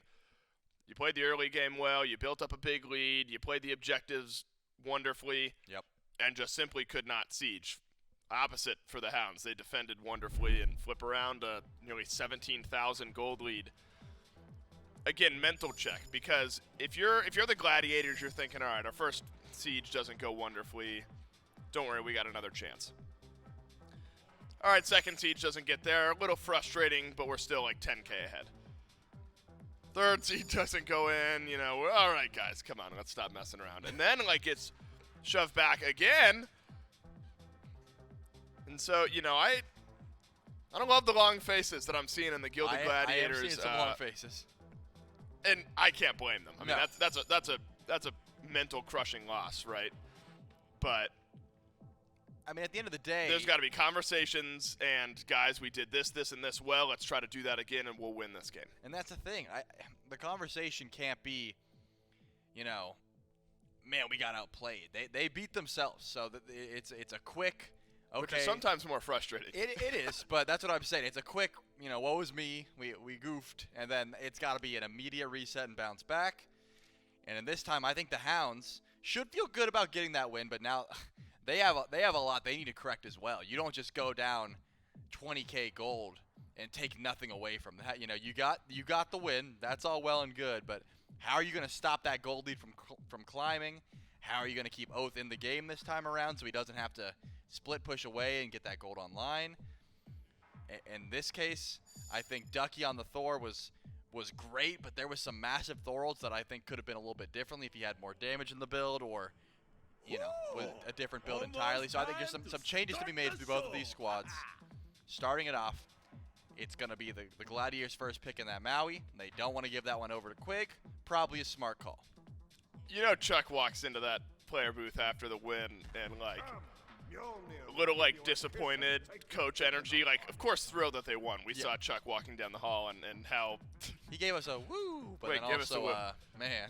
Right. And I imagine that's exactly the energy you bring to the team booth. Like, guys, I'm thrilled we won, and congrats, and the way you stifled on defense was great. But maybe let's not get down 20K gold here in Game 2. And so good and bad for both teams to take away from Game 1. Unfortunately for the Gladiators, it's the near 20,000 gold lead that gets fumbled. But a best of 3, you get another opportunity, and you are not out of this tournament if you end up losing here in Game number 2. Hunbats for the Gilded Gladiators. That'll be again for Kyrmi. Saw some good moments on the Hunbats. I don't mind returning to it. Olorun, Maui plus Olorun, Trelly, a very strong duo lane right off the rip for the Glads. And that's going to help with Siege a little bit easier. I think Sanctified Field, fighting underneath Phoenix, you know, you really can't hit the majority of that fight and also can use it to retreat, that sort of thing. I'm curious if this Thor is going back to Ducky. Now, and that's not because the Thor play was bad. I think that, you know, just from what we've seen so far this tournament, if those massive Thor ults that we saw good in the jungle, that too. last game, were a full damage Thor, the game might have ended a little bit earlier. So Right. maybe the Hounds saw that as well and want to pivot and give it back to Oathhh. Because again, despite what we saw, if you tuned in the last 5 minutes of that game and saw Oathhh pop off, you might have thought that Cliodhna was frying all game, but that is not the case. So I wouldn't be surprised if Oathhh wants to put the Cliodhna up for now or maybe just change up the mindset entirely. I'm going to hold on to the ambiguity of that Thor pick. Could go back to Ducky, could definitely go over to Oathhh. And talk about the Sylvanus that just got locked in there. It is not going to bring the same level of engage as the Maui. You can certainly get a blink ult if you want to, but more often than not, it's stay back, heal the team, look for pulls. And more specifically, you can get focused out pretty easily here on the Vanish. You don't have that level of safety that the Maui can bring of just leaping over a wall. Sylvanus he's either in or he's out. I wonder the directions that this game can go. Like, I wonder if this is the type of game, you got some level-headed players on the Gladiators, and they'll be fine. But you wonder if after a loss like that in Game 1, it's the type of mental where if things kind of start going wrong early in Game 2, you lose a couple early ganks, like it might get out of control somewhat quickly. Because you got to have a short memory. Yep. You got to have a ridiculously short memory for now. You go back and VOD review it later, but for now, you got to just take this as its own individual game. Yeah, I've had situations like this where you just you say, guys, we were absolutely frying them.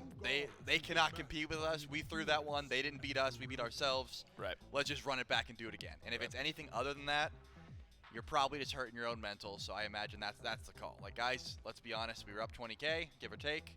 We had that in the bag. We dropped it. Now let's just do it again. That sort of thing. Cernunnos is going to get picked up here. A lot less safe than the Jing way of the previous game, but also comes online a bit earlier. You can fight in lane. I think the ultimate, a little bit better team fight-wise. I'll have to see if Coast is able to be just as effective in the backline with this Cern. I see plenty of damage to be had here for the Hounds. They are holding on to that last pick, though, to let us see if it is going to be another jungler or a solo laner in that slot. Still smiles for Coach Chuck in the back. Saw one from Oathhh there just a moment ago. Benny beaming after a Game 1 win. Excited to run back the Merlin that started 1-4. Luckily ended it with a win, but I mean, getting ganked and run out that many times, even in a win, gotta be exhausting at some point. Gladiators thinking pretty hard about their last couple of picks. We assume mid. Yes, Agni will end up being the pick. Not glowing stats for the Agni, Trey. 4 games played, 0% win rate across the weekend. One of those was an Agni duo lane, so maybe we'll call it 3 games played and 0% win rate. And then a Chulainn to finalize the draft. Great CC between Maui, Batz, and Chulainn, it feels like. Some big pulls, fears, knockups, sanctified field. I like the team fight the Gladiators are bringing to Game 1. Yeah, Agni is definitely that number 3 in the mage slot right now, from what we've seen. Even though 4 games and not a good win rate, I think that he has just crazy damage.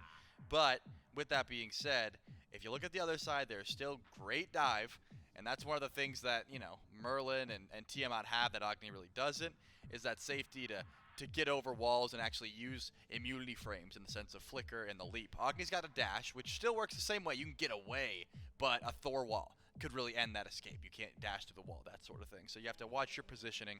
I love the team fight of the Gilded Gladiators, but looking on the other side, the Hounds have this double assassin comp, and I've talked a bunch about how this Loki always has the potential to just play jungle diff, right? Look around in the jungle and say, hey, I'm not making ganks. I'm not looking to kill any of these other lanes. I'm trying to find a Batz in the jungle and Hunter to zero him. If he's starting Blink, I want to fight him whenever I can.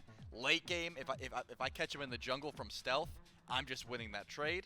And Oathhh has been known to do that a lot in the SEC. You're putting a lot of eggs in the circular basket here if you're the Eldritch Hounds. You're hoping that an Anvil of Dawn is followed up well by Merlin. You're hoping that Wrath of Terra from Sylvanus can do the same.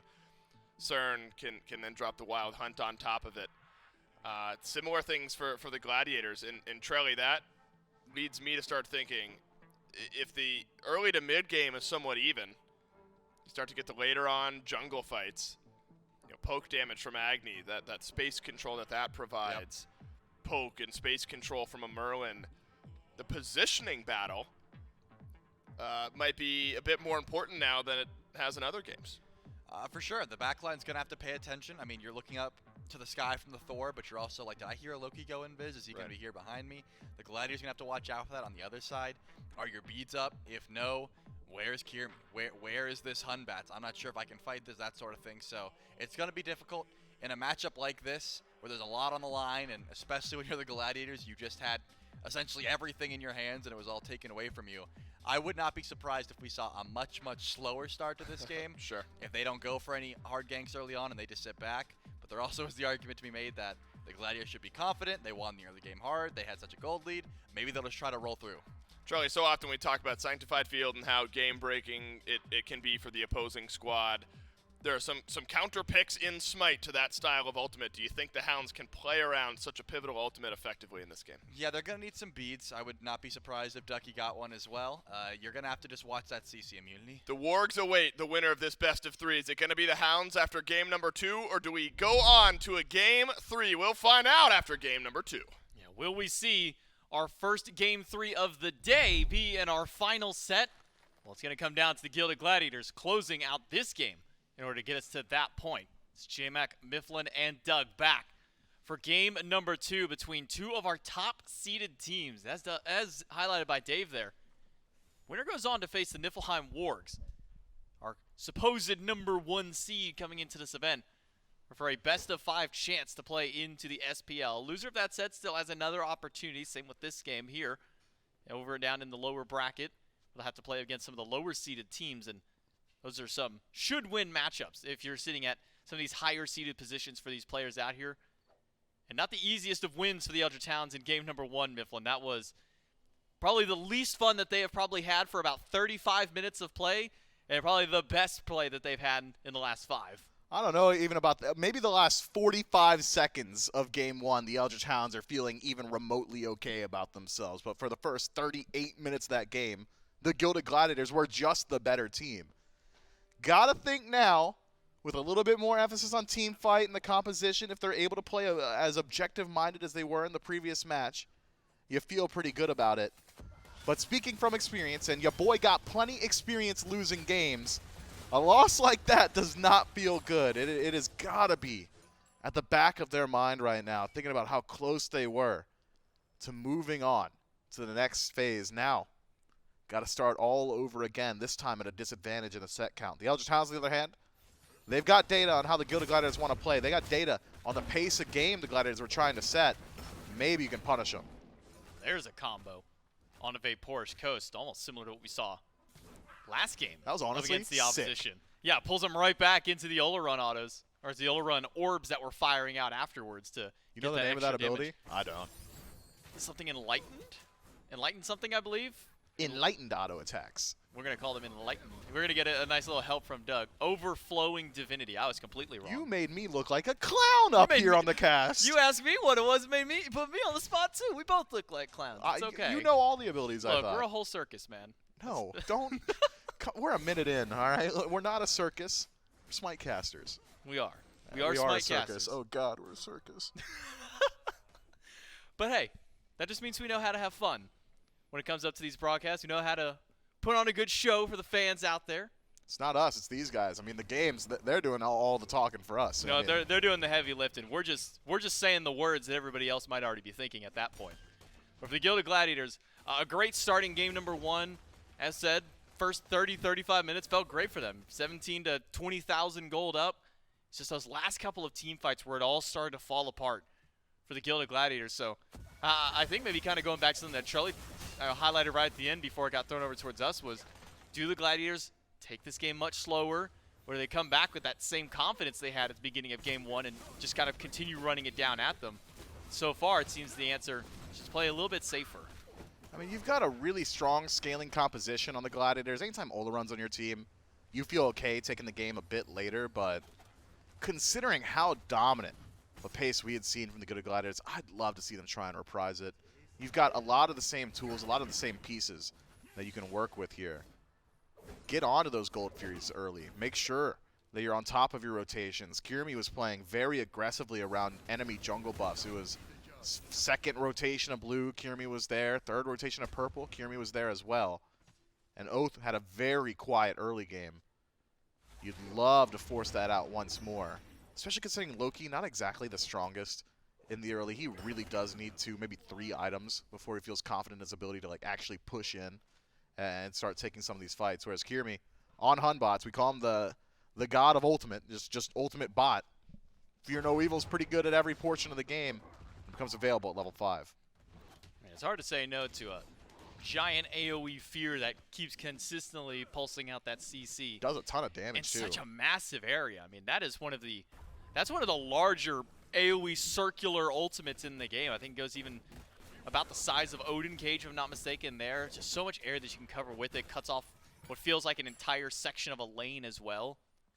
We gotta see how Kyrmi's impact on that ultimate goes as the game continues to progress. On the opposite side, something that's not a giant AoE in that regard is what Oathhh is going to be running with this time on the Loki for his ultimate. Much smaller area to be found, but still able to get a small AoE stun if he can find a couple carries. And that seemed to be the name of the game for Oathhh when it came to the late game clean. It was wait for the carry, step too far forward, jump in a wall, get all that damage out there. And the carry was DMB every single time, who had walked up and just taken the full brunt of that Cliodhna's damage. Now, a precision scalpel on this Loki. You got to think that Olorun going to be the target of the aggression, at least in the early game.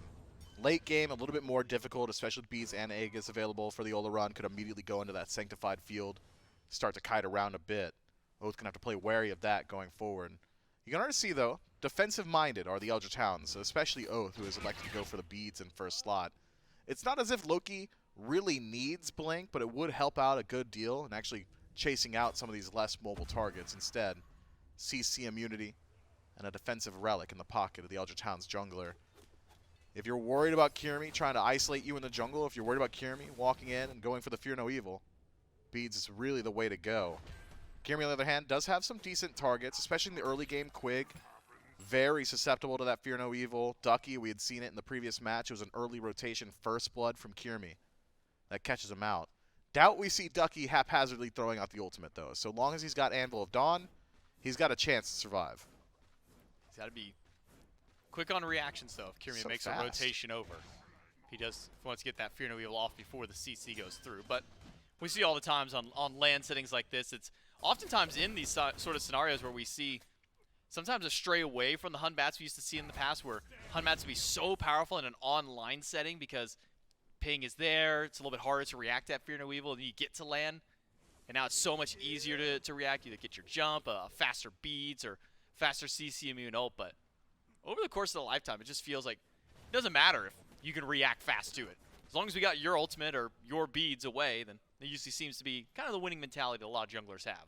Yeah, it's just such a good tool at removing resources, be them relics or ultimates. But so far, has not gone used. Instead, a very slow pace from the Gilded Gladiators. Still has net them a lead. Somehow the Gilded Gladiators, they just got a better grasp on the early game, how they want to farm, the opportunities to start looking towards those invades. A lot of the lead coming from the dual lane, DMB, and Inbound, winning out not only in the poke war, not only in their 1v1s, but also in just controlling farm on the left side of the map. You can see the strength of the Magical Hunters, the reason they're all the buzz right now. That Telkine's in first slot, just such a massive power spike so early on. It's nearly impossible for Coast to box in. Maybe in the next item or so, and especially if he decides to go down the crit tree, could potentially start looking for some of those 1v1s up against DMB, but I don't see why you would look for those. Not when you've got a Loki in the jungle. Could help out. Peeks his head towards duo, but Oathhh instead maybe has eyes for the neutral farm. Kyrmi spot on a ward rotating over, and I mean, you want to talk about being able to zone out from farm. DMB with the help of Inbound actually kept Coast away from, I believe, at least a full wave and a half of experience before anything finally kicked off. Quick ult out from Oathhh to get away from the grab that Inbound had connected towards him. So that'll be at least a hold on to the beads, but likely means that we won't see any action out of Oathhh for at least the next 80 or so seconds. And that's a pace that I think Oathhh is willing to accept. Not exactly the strongest in the early, so just using his ultimate for some survivability could get you out of some of these sticky situations. Surprised DMB holds on to the Sanctified Fields there. Quig so far out of position. I think maybe a missed opportunity to get a bit aggressive, but can you blame him? Over-aggression cost him game one, so played a bit safe here. Scared in the 2v1 versus the Assassins, able to win out and take away the extra cooldown buff that's been provided on that side of the map for him. So unafraid to jump up against two, maybe recognizing that he just has enough defense to keep them both away. It's once again a Soul Eater start by Ducky, going with the axe this time around. Slowly getting those Soul Eater stacks online. He'll have a bit of sustain in the lane to try and deal with Scary D, who has just gone for this very tanky style of build. Exact same way, actually, that he went on the Shiva. Yeah, just mitigation stack up, I think, on the mind of Scary D. We'd seen what Aqua was able to accomplish with the same build as Kyrmi. Does not connect the ultimate, but DMB does. Sanctified Field is there, and such a slow-moving target, but Quig, with the dot, is able to find the pick onto Kyrmi, and now it's Inbound in danger if not Good for a damage. big bomb stun and follow-up damage by Snoopy. that will keep Oathhh at bay and keep it at just a single kill for the Eldritch Hounds to fight back. Yeah, Kyrmi just steps a bit too far forward there. The rest of his team not in range to follow up. If Inbound has to jump in here to peel, could be his life on the line. Heal from Quig, inbound low. A couple more shots would do it, but the heal and the meditation onto inbound will be enough to keep the support alive for the time being. But going back up and looking at that gold disparity that we were talking about earlier, it was 1,000 before we were talking about it, then it climbed up to 1,500 plus, and that gold, that first blood bounty that you receive from it has only evened it back out to where we were just a few minutes ago. Look at this difference in the build, J-Mac. Instead of going just back towards Jotun's Hydras on the Hun bots, maybe it's Jotun straight into Crusher for Kyrmi. A little bit of additional burst could help out that dot damage to track Oathhh through some of these fights as well. When you're in stealth, those damage numbers will still appear over your head. If that's the case, maybe Bluestone could have been a decent option as well. Hydras is just so integral to Hun bots' gameplay that I'm surprised to see Kyrmi stray away from it this time around. Regardless, you're still doing largely the same things, just a little bit less often. You won't have that additional CDR, the 10% that Hydras affords you. Instead, a little bit extra damage on the tail end. On the other hand, Oathhh shifts his build as well. I believe it was Crusher, second slot for him last time around. He's decided to go down the Hydras tree for himself. So a little bit of additional CDR, giving over that Assassinate a bit more often. Haven't seen too many proactive plays from Oathhh. Instead, a lot of reaction, trying to deal with those ganks from Kyrmi, that over-aggression on the last fight. Once more, it's that conflict-adverse style from the Eldritch Hounds. Kyrmi shows face around the camp on the left, and even in the 2v2, the Hounds say, all right, you get this one. You think maybe there's a realm where this mace, instead of going Crusher, could possibly be for something like a Brawler's Beat Stick when you got sustained from Quig with the Sylvanus, giving a little bit of healing with the Wisp. VaporishCoast obviously going to be going into the lifesteal, and then a Soul Leader for Ducky as well. So maybe an avenue there. Snoopy's going to need no way so much help, but there's none to be had. BennyQ solos his enemy in the mid lane. And on a pick, when we talk about BennyQ going to a traditional style of mage, this was what he would always go to. When everyone else is playing the stranger stuff in mid, he would go to this Merlin time and time again, and all that practice is now paying off for him and for his team, because the Gold Fury, even without BennyQ's assistance, will go down. And it's 2 kills up and a Fury to even out this game for the Hounds. Talk about a criminal play there. Benny dashing it aggressively. I mean, that's just disrespectful on the Merlin. But also, Snoopy's full stacked relics, man. I mean, you got both of them, Beads and Aegis, still available there. Beads doesn't help out a lot, but Aegis prevents damage from happening. Got to think that would have been useful at some point. Instead, holds on to it. Now it's BennyQ with a pretty significant lead. Fortunately for the Gilded Gladiators, they had played so well in the early. They haven't fallen behind just yet. Ultimate off the mark from Quig. Good reaction jump from Kyrmi. Gets them out of that situation, but just not the pace of game that you would expect from the Gilded Gladiators so far. Hasn't been for lack of trying, but haven't been able to put one on the kill column just yet. Now the Eldritch Hounds, they get to lean back, relax, and just farm up a bit. Coast still falling slightly behind to DMB on the left side of the map, but that's just due to all the aggression, all the denial of farm that came the way of Coast at the beginning of the game. Quig wrapping back around to Snoopy. Does at least get a little bit of poke towards him, but Snoopy going to hold on to his relics, recognizing that he's the only one around. Quig has the lone Sylvanus, no damage in his build. Probably not going to do too much to him just yet. DMB has itemized to deal with not only his lane opponent, but also the jungler. Berserker's Shield in second slot. For those of you who have been keeping track of some of the itemization changes here in Season 10, it's no longer a bruiser item. You're just a tank. It has 60 protections on it. I don't think VaporishCoast exactly wants to fight up against him just yet. Neither will Oathhh.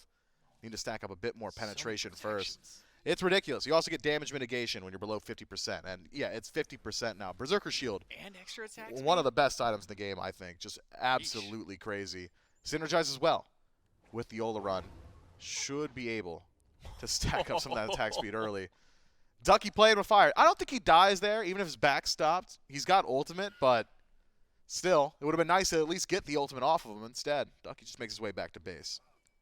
That's one of those moments where Ducky knows where one opponent is inside the lane, walking back towards him, and then he hears the jump on the other side, and his eyes split to look both ways to see if any of them are going to be able to grab him. But Think Ducky can do that? I don't know if Independent he can. control of each eyeball? I don't know if he can. I've seen He's some a Smite pro. He I've can do it. I've seen some people who can. It's a little. I will say it kind of freaks me out sometimes when I see them, Eyes in, Snoopy, he's not pointing at the again. nose. Oh my Great. God. Snoopy Oh my God. almost gets hit again. It is whiplash for Snoopy right now. Every moment he thinks he's Oh safe, my there's God. another casualty and another hazard thrown his way. First it was Benny, then it was Quig, and finally the third strike is Ducky to take out Snoopy for his second time this game. And again, though, Snoopy holding on to Relic. Scary D goes in, not able to steal the Pyromancer. Inbound tries to get a play going of his own, but with Oathhh wrapping around and the Eldritch Hounds finding their pick and a Pyro, it's another push for themselves and another small lead bump. Man, the big differ living up to his name this time around. BennyQ just getting the better end of Snoopy on the center of the map. Dropped down to 20% before the fight even starts. TP's in thanks to the magical Lua from Inbound, but only towards the ultimate of Quig. And from there, Ducky able to secure the kill a bit later on. I mean, Snoopy's playing a different game. It looks like American Ninja Warrior. He's just running an obstacle course right now. Legends of the Hidden Temple or something. Needs some help from the rest of his team. Just a little bit of assistance, and maybe he can turn around some of these fights. But similar to Oathhh in the previous match, Kyrmi has had a much quieter game. Hasn't been nearly as involved, instead keeping his head down, just farming. Has done so well. Actually a level lead, an entire level lead at that, over the Loki on the other side. But the Eldritch Hounds, they're benefiting from superior map play at this point. Hasn't net them much of a lead, in fact, just even. Not again, Snoopy. You got to be careful, man. You cannot disrespect the damage that a 2-level up Merlin, specifically the Big Differs Merlin, has been doing all game long so far. 1-0-2. He's not a BennyQ to fake. start this game out. It's a real pull. And now to the Oni Fury. Quig will circle it around the pit. Gilded Gladiators have got to answer. Inbound does not have ult, at least for a few more seconds. This Fury's not going down very quickly. It's giving Kyrmi and Snoopy 50%. a lot of time to rotate in. 30. Down to a quarter for the Oni Fury. The Fear No Evil is not quite enough to take it out. The Eldritch Hounds get the Fury with a Sanctified Ducky. Field through. It's a lot of damage from TMB, but he gets stopped by Quig in place. Now Quig is in danger because Scary D has made it to the back line. Ducky has got to make an impact. Finds a triple stun. Scary D cannot find the final shot to Quig until he's finally able to chase it out. But now he's boxing against VaporishCoast, who's winning the battle initially, but a transformation will now put Coast in danger There's as a the Fury. beads. For so far, just one. The bomb is there, and the follow-up damage from Kyrmi is good. 2 for the Gilded Gladiators. Benny on the chase. Wall's good. Takes down Snoopy once more. DMB stuck in no man's land. Pulled out by Inbound. Should be able to retreat from here. Clean play. So long as the Eldritch Hounds can't keep up this chase, and they're doing exactly that. Just preventing these backs. Could allow Oathhh to push in towards the tier 2 with his enhanced minion wave. 4 controlled on the left. Scary D finally now starting to channel that back. Has TP available. Likely won't have to use it. Oathhh already on the retreat. Talk about a wild turn of events on that Gold Fury. It does go over to the Eldritch Hounds. Couldn't tell you exactly what does secure it. I thought maybe that Fear No Evil would have been enough to steal it away. But the Gilded Gladiators come up empty-handed on the objective instead. Take a couple of kills for themselves. Snoopy makes an incredibly smart play, though, in that tier 1 tower, and I don't want it to go unnoticed. Throws out the Flame Wave. Traditionally, it's immediately followed by the Noxious Fumes. We saw VaporishCoast play around it, immediately goes into the beads. Snoopy reads the future, says, I know exactly what you're going to do.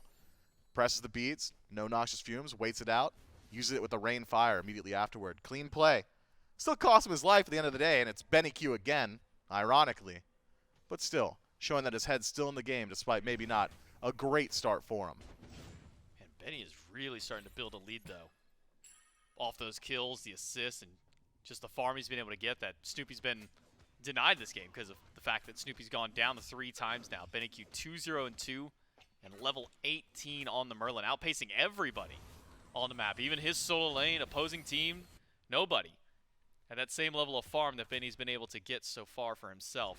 4 full items into the build as well, as Spear of the Magus was picked up during the last. That's a full item up over his opposition at this point in the game. Huge power spike for him, but now where would the Eldritch Hounds go? Pyromancer's about to respawn, and it seems the Gladiators are setting up for it. Yeah, new Spear of the Magus is just so strong. Having percent pen on that item, just so useful. A little bit of additional lifesteal, which is more survivability for Benny. Important as well. At level 18, he's got a massive target on his back. He's the one the Gilded Gladiators need to shut down. Need to shut down this Pyromancer play, but with Ducky playing so deep in the back line, how can you walk through him? Pyromancer goes to the Eldritch Hounds, puts a second runic bomb in their pockets. Means towers probably won't stand too long, or they could hold on to it for a little while longer. By the time we were realistically looking at Fire Giant, it's likely Pyromancer will have respawned. 3 bombs? Not sure how you out-secure that. I want to see one team get a bomb for everybody's slot of it. Not for all 10 You want slots, 10 but bombs? no, not every. I want every person to 5 have at bombs. least one slot with Okay. a bomb. I'd like to see 5, just to see what you could do with that. 5,000 damage if I had to guess. That's a lot. It Now, whether that be is. to structures, but imagine a fire giant. Like they walk out and say, "Oh man, fire giant's at half HP. We got a few moments." The next thing you know, fire giant's just gone because they all just drop bomb all at one time. That'd be wild to see. Most we've seen I believe in a single team has been 3 So in far. inventory, but I mean that was even with Valo like holding 2 for like 20 minutes of a game at that point to get there, and they used it on like the final siege of the game after holding on to him for so long. It'd be fun to see, but for the time being, we'll just have to settle with the 2 that the Hounds have in pocket. There's a bit of a difference from DMB in the build. Generally, Cyclopean Ring, a luxury item that you toss in at 6th slot instead. 5th slot's it after the Demonic, so penetration, attack speed, all there. A little bit of true damage on first auto attack as well. CDR, I think, probably the most important stat line on that item. Sanctified Field on such a long cooldown, but still so important to your team fight. You want it up as often as possible, and these magical ADCs, these auto attack mages, really haven't had too many items that they could really look towards for CDR. Generally, it's like Breastplate of Valor. You don't really want to build Chronos Pendant. Cyclopean Ring to the rescue should help out a bit. It's only 10% though, so it's not the most for the Gilded Gladiators ADC. But every little bit helps, especially with the fights going as long as they have this game, or even how long the games have been going so far in this set. Primal Fury, Gold Fury rather, pulled out. Eldritch Hounds, first on the scene. Nearly gone. 2-man bro steps up, and that's just enough time, but cooldown's gone from BennyQ. They're going to use the ultimate from Inbound, but now he is stuck in place. Gold Fury pulled back, and the Gladiators of DMB grabs that one just because it was still in combat that entire time. 17 damage from, like, probably the 8th or 9th orb that flew out from it at that point. The Gilded Gladiators, they grab the Gold Fury, and it puts the gold back in their lead. Well, we see now that the Eldritch Hounds value the runic bombs more than they value the Gold Fury because they're holding on to them. So instead, probably have their eyes for the Fire Giant or potentially some sieges going forward. Nice play from the Gilded Gladiators. I like Quig using his ultimate to immune the pullback from Inbound. If he's pulled in, he's landing in the time dilation field and likely loses his life. So forced to use his own team fight ultimate. And from there, trepidatious play from the Eldritch Hounds cost them the objective. Now it's the Gilded Gladiators still at a slight advantage as far as gold is concerned and experience, who are actually aggressing onto the Fire Giant. This is dangerous. The Hounds, they know it. Quick rotation over from Quig, Benny, and Ducky, but Coast is nowhere to be seen yet. On his way in, and now Oathhh moving in from mid for a potential flank. Quig by himself. Sanctified Field will only catch out the Sylvanus. That's a lot of investment to kill Quig, who still has alive? not died yet. And now Kyrmi the Fear No Evil in the back. Scary D can't even get the job done up against him in the pack line. Ducky has come back through. It's 1 for him, 1 for Coast. Coast low. Snoopy There he low, goes. but Snoopy gone. He's able to trade out his life for only a single member on the opposite side. As Quig barely falls at the very end of it all, Scary D will be chased out by Benny and the double assassins of the Eldritch Hounds. The Fire Giant pull goes south for the Gilded Gladiators as Ducky puts up a killing spree in that fight. What a massive overcommitment from the Gilded Gladiators onto Quig. Everything they have, every single team fight utility they had, used to shut down the support of the Eldritch Hounds. Just too survivable. That Cloak the Ascetic, the additional movement speed, the Lotus Sickle, all the healing. Just keep them alive for long enough. Scary D, Rage Transformation, too little too late. Does eventually get credit for the kill, but drags him so far away from the rest of the team fight that he can't help his allies. As things go south with Ducky dunking into the backline with Coast, sinking his own damage in as well. It's the Eldritch Hounds who regroup first, put another runic bomb in their pocket. They used 1 in the previous fight, so it's only 2 now, but only 2 is still 2,000 damage on the neutral objective. The Gilded Gladiators pulled the Fire Giant previously, but now I think the onus belongs to the Hounds. It's time for them to get active. BennyQ. Nearly full build now at 3-0-6. He has been a part of every single one of these kills on his team, something that no one else on the team can boast just yet, between his solo kill he had earlier on and every moment that he's impacted these team fights. This Merlin has got to be a pick that teams are looking at in the future up against BennyQ. Remember, this is something he was playing all of Season 9. When we asked for BennyQ to go to a mage, this is the one that he was piloting when no other mids were at the time. So plenty of practice on this pick. He's been showing it off in this game. One game away from moving on to the best-of-5 qualification match for the Eldritch Hounds. Inbound, pulled back in, but a quick swing away will get the Maui out of danger, but that's half HP on the support, as this Fire Giant is still a potential threat. You can see the Eldritch Hounds putting a lot of respect in the Gilded Gladiators here, even in a small skirmish where they drop inbound to 50%. It's not an overchase. It's not an overstay. They don't back up to the Fire Giant. Instead, play it safe. Don't get out of control. They've learned from the mistakes of their opposition, the Gilded Gladiators, off from the brink, lose off their overzealous play. The Eldritch Hounds not looking to repeat that mistake. Fire Giant now regrouped. The Eldritch Hounds control the pit. Vision down. The Gilded Gladiators realize 5 members of the Hounds hovering on the right-hand side. How does the fight start? It's a pull on a Ducky, forcing him in the air. They'll go up. But Wibbly land, it's on top of Scary D. Maybe not the most ideal target, as Kyrmi has found 2 with the Fear No Evil. And the Monkey Toss will bounce between 3 in the back line. And that's lower HP for a couple of players on the Eldritch Hounds. But the fight has petered out now. Still quite a few ultimates online for both of these teams. Notably, Inbound and Quig still holding on to theirs. BennyQ low will find the transform against Scary D. 2 pulled back. Sanctified Fields. Him into the Sanctified Field, but Ducky has still found the first kill of the fight, and the double tap in slow motion to find another, but it's 2 kills for Oathhh, 4 down on the Gladiators, and in an instant, the Hounds have turned this fight around. Man, the Gilded Gladiators, they're so close to performing these fights cleanly. The pull back into the Sanctified Field's perfect. BennyQ, nothing left in the tank to protect himself for himself, but he doesn't need to. His team's protecting him. The Eldritch Hounds just put up so much damage, while every single member of the Gladiators have got eyes for the mid laner. Fire Giant now on 4 members. Ducky up to the sky. Just to scout out what's going on. Doesn't see anybody, so instead we'll take away the red buff. Now's the time. Continue pushing. 20 seconds left on the respawn of Snoopy. Needs a tier 2. Should be easy pickings. Tier 1 on right. Just further line their coffers. Having that traditional hunter in coast does mean that these towers go down so swiftly for the Eldritch Hounds. Tier 2 and mid gone, but still 3 towers left standing for them to take away. Maybe a Primal Fury is an additional prize to them as they make their rotation towards the left side. Minions still stacking up in the left. For the Gilded Gladiators, team fight in the jungle didn't seem to go as planned for this squad. Mifflin has the siege defense look for the Gladiators up against the Hounds. I mean, you've got a standard mage. Snoopy keeps minion waves back pretty easily. We've seen that his damage output's very good. Stacked up the Tablet of Destiny is pretty high. Charon's Coin as well for some penetration. Book of Thoth finished up. Double dip on that passive thanks to the Pendulum of the Ages. Snoopy's in an alright spot. I want to see what his damage looks like on the tanky targets, though. We didn't really see him get to connect with Ducky too often. That'll be a good heat check for him.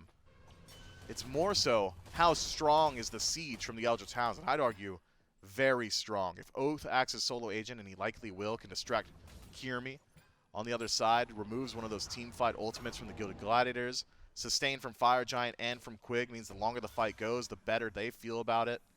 And you've got the standard hunter, as you said, just to poke in some damage towards the actual structures. That's where the Gilded Gladiators struggled in the previous game. Having the Freya, they couldn't quite figure out how to break these birds. The Eldritch Hounds made it easy for themselves. They slammed in someone who could just do 300, 400 damage per auto attack. We'll get to see a good look at how the Hounds approach this one. As of now, 3-2 split. It's jungle and solo towards the center of the map. Ducky's got that global presence, though.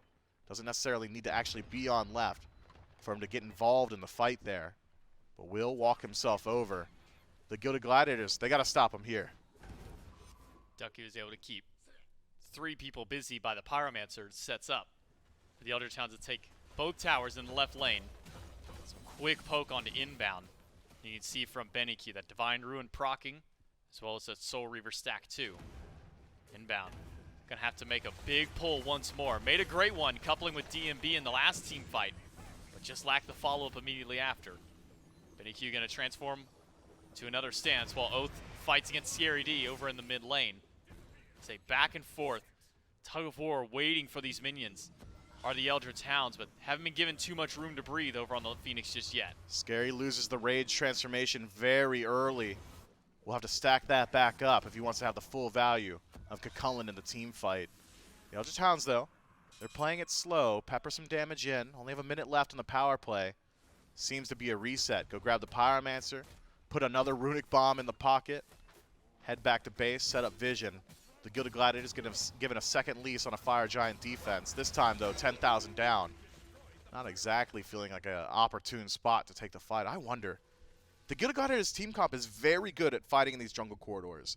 Kyrmi locks down entire pass with Fear No Evil. DMB does the exact same thing. Bobby, the exact same thing with the Landfall ultimate. So I think although playing at a massive deficit, best odds probably fighting around the Fire Giant as the Hounds pull it. That said, they're going to burn quick. The Eldritch Hounds have got a little bit of crit now for VaporishCoast, the luxury Demon Blade in last slot. Poke potential from the Sundering Axe from Ducky. Absolutely through the charts, or off the charts. Just so much damage for anyone who decides to step forward, especially this heavy defense stack from Ducky in the build. I don't know. Scary D getting poked out early. Not exactly ideal, but we get a good look at how tanky he is, and the answer is very. He's incredibly tanky. That's your front line right there. Have Scary D in first. He's got that sigil fully upgraded now, so that extra mitigation coming through will certainly help Scary D and the rest of his team out in these team fights. I don't think the Eldritch Hounds want to put all their eggs into poking out Scary D in this matchup, but Ducky going to do his best to keep that slow poke going through. Keep those blinks off cooldown and keep Inbound back. Half HP on him. Scary D goes to the back against 3, but gets turned into a pig instantly. And all the CC in the world is holding Watch back. Coast. Coast is low, but the age is enough to keep him out. BennyQ and Oathhh team up to take down 2, and DMB dashes forward in, but that is the last thing that DMB gets to do in the team fight. Snoopy on the run, but his Aegis will not last long enough. It is 4 for the Eldritch Hounds, only Scary D left alive. They're going to grab the Fire Giant, but with 4 dead for this long, you gotta think the Eldritch Hounds, 3 bombs in pocket, by the way, could just go ahead and move in towards the end. 30 seconds left on nearest respawn. Scary D, no ultimate available. How can he defend? It's the Eldritch Hounds, 5 strong and resustaining, knocking on the door of the base. 15 seconds until Inbound is back, and that is a landfall that could pull a few people in. But Scary D's got to hold for 10 more of those seconds, and there's a lot of damage. There's too much damage. Scary D jumps in, and he is gone. The Eldritch Hounds, off a miracle defense in game number 1 twice, to bounce back after a 20k deficit. They take game 1, and this time in a close back-and-forth battle of game 2, went out in the end off a few big team fights. The Gladiators just couldn't agree on how they wanted to approach the fight. So often, Kyrmi finds a massive, impactful ultimate, connects with 3, 4 targets, but the rest of his allies are getting zoned. They can't follow up there. So if Kyrmi plays a little bit further back with his team, maybe things go differently. If there's a more concentrated effort to get into the backline, things go differently as well. DMB, I prefer to see him on Hunters. I mean, this hyper-aggressive playstyle that has become synonymous with this player is very difficult to execute on when you don't have a dash, you don't have a leap. Olorun and Freya so immobile, it doesn't really facilitate his I want to get in their face style. Tough stuff. The Gilded Gladiators have a lot to learn here, and their journey won't stop just yet. The Gilded Gladiators will move on into the losers bracket now. It's going to be a long fight for them to try and go for another spot at the SPL. But for the Eldritch Hounds, it's only 1 set away from them being able to try and qualify in to the Smite Pro League. That's it for Mifflin on the cast. We'll throw it to the desk to keep it breaking down. That's right. The Eldritch Hounds continue their tear, and the Gilded Gladiators drop their first set of the week so far down to the lower bracket. So we've got a couple matches remaining there. 1 match remaining in the upper bracket, Trelly, and it's a promotional match, a best of 5. Yep. We get the Neoma Chuck grudge match, and we figured this set here would be pretty telling between the Gladiators and the Hounds. And one of the two between the Wargs and the Hounds are going to make it. We'll find that out later. But whichever one doesn't, I don't know. Feels like those two teams, after the sets we saw today, Trelly, in a bit of a world of their own. Now, a lot can happen in these tournaments. That's the beauty of Knockout Smite. We'll have to see what happens there. But let's talk about what happened in game number 2 here. This one felt a bit more under control for the Eldritch Hounds rather than the massive turnaround effort required in game 1. Yeah, I was a big fan. I think a night and day difference. It's odd because it was the same pick, but I think Ducky looked much cleaner on Thor from the start in this game, right? Like last game, of course, once it got to base defense time, Ducky's Thor ults were popping off. But in this game, it seemed like from the get-go. I mean, he was coming out swinging, and maybe that's riding the high of just being able to come back from that massive deficit in game number 1, the Hounds, front to back, looked much more confident. If you told me 30 minutes into game number 1 and this would be a 2-0 in favor of the Hounds, I would assume most people would not believe you just by how that game was going. Yep. But from the get-go, it just seemed like they came out swinging. They felt like they were the better team. They got that confidence boost, and I mean, the death column should tell you everything. It was still close. There were still some kill attempts. I think good damage and decent farm throughout from the Gladiators, but I think Mifflin highlighted a bit of the struggles of the team fight of the Glads. They just were not able to really get behind. I think the front line was getting a little bit stuck too as well. It was hard to actually kill these carries. I imagine a much more immediately satisfying game for BennyQ out of mid as well. Ends the game at 4-1 with a whole mountain of assists, close to the top of the damage charts, if not up top. But doesn't have to go through the trenches of early game deficits and ganks, and was able just to feel better right off the get-go. We learned a lot from a set like this, and the Eldritch Hounds now move themselves one set closer to the SPL, return to the SPL for some of those players. One of those players, BennyQ, who's standing by with JMac for the postgame. Yeah, that's right. I've got BennyQ, mid laner for the Eldritch Hounds, standing by with me. Benny, talk to me about kind of the communication of the team from game number 1, because that was a brutal game to watch from our perspective up until about those last 5-6 minutes for your team. Every single team fight's just going south. Every single objective is going to the enemy. What are the comms like going into those last couple of team fights where you guys are able to find that pushback against them? I think we had a really good scaling comp, and basically the comms were just like, stay calm, it's fine, look for opportunities when there are, and like we just played off Thor stun pretty much. Yeah, I mean, you guys look good, especially in game number 2, and especially you. I kind of want to dial in very early on in the game. You're fighting this 1v1 against Snoopy in mid. He's got both of his relics up. You look over at him, and you just kind of sold me. What was going on there? Was it just he stepped a little too far and you just wanted to see if you could poke him out, and then you just get the first blood? I mean, talk to me about that moment. He just got hit by my 1 like while clearing the wave, but he had like 5 tablet stacks, no Book of Thought stacks. I had my full Book of Thought and Divine, so I'm always winning the damage trade. Yeah, definitely winning out on that one, and especially when you go from, game number 1, it was a tough game for you, a lot of dives towards you. Game number 2, completely different story. I mean, at one point you're sitting 3-0 and 10 going into a team fight. You die, you still pick up a few more assists during that last little fire giant dance. Moving on for the remainder of the tournament, I mean, you got one more match potentially. It might be all that you need to take down the Niflheim Warriors. You think your team has what it takes to make that first qualification point in? I think so. I think we're all pretty confident. The practice leading up to this event was like pretty perfect. We got better like nearly every day, and yeah, we have a game plan, and we're gonna stick to it. Well, it looks good so far for you guys. Benny, congratulations on your 2-0. We'll see you tomorrow for your best of 5 match. Good luck in that. We'll throw it back to the desk. Well, what I gleaned from that is that even when things are going wrong, Yeah. which is, I think, fair to say for game number 1, it's still a team that, in Benny's words, have clear lines of communication. They remain cool, calm, and collected, and know how to turn around a game like that. And so today going in, we knew we had 2 upper bracket matches that were the top 4 teams in seeding coming into this event. And the Niflheim Wargs were able to take the set win over the Aru Scorpions 2-0. The Eldritch Hounds were able to do so as well. And so, now the winner qualifier, the winner's bracket final, there we go.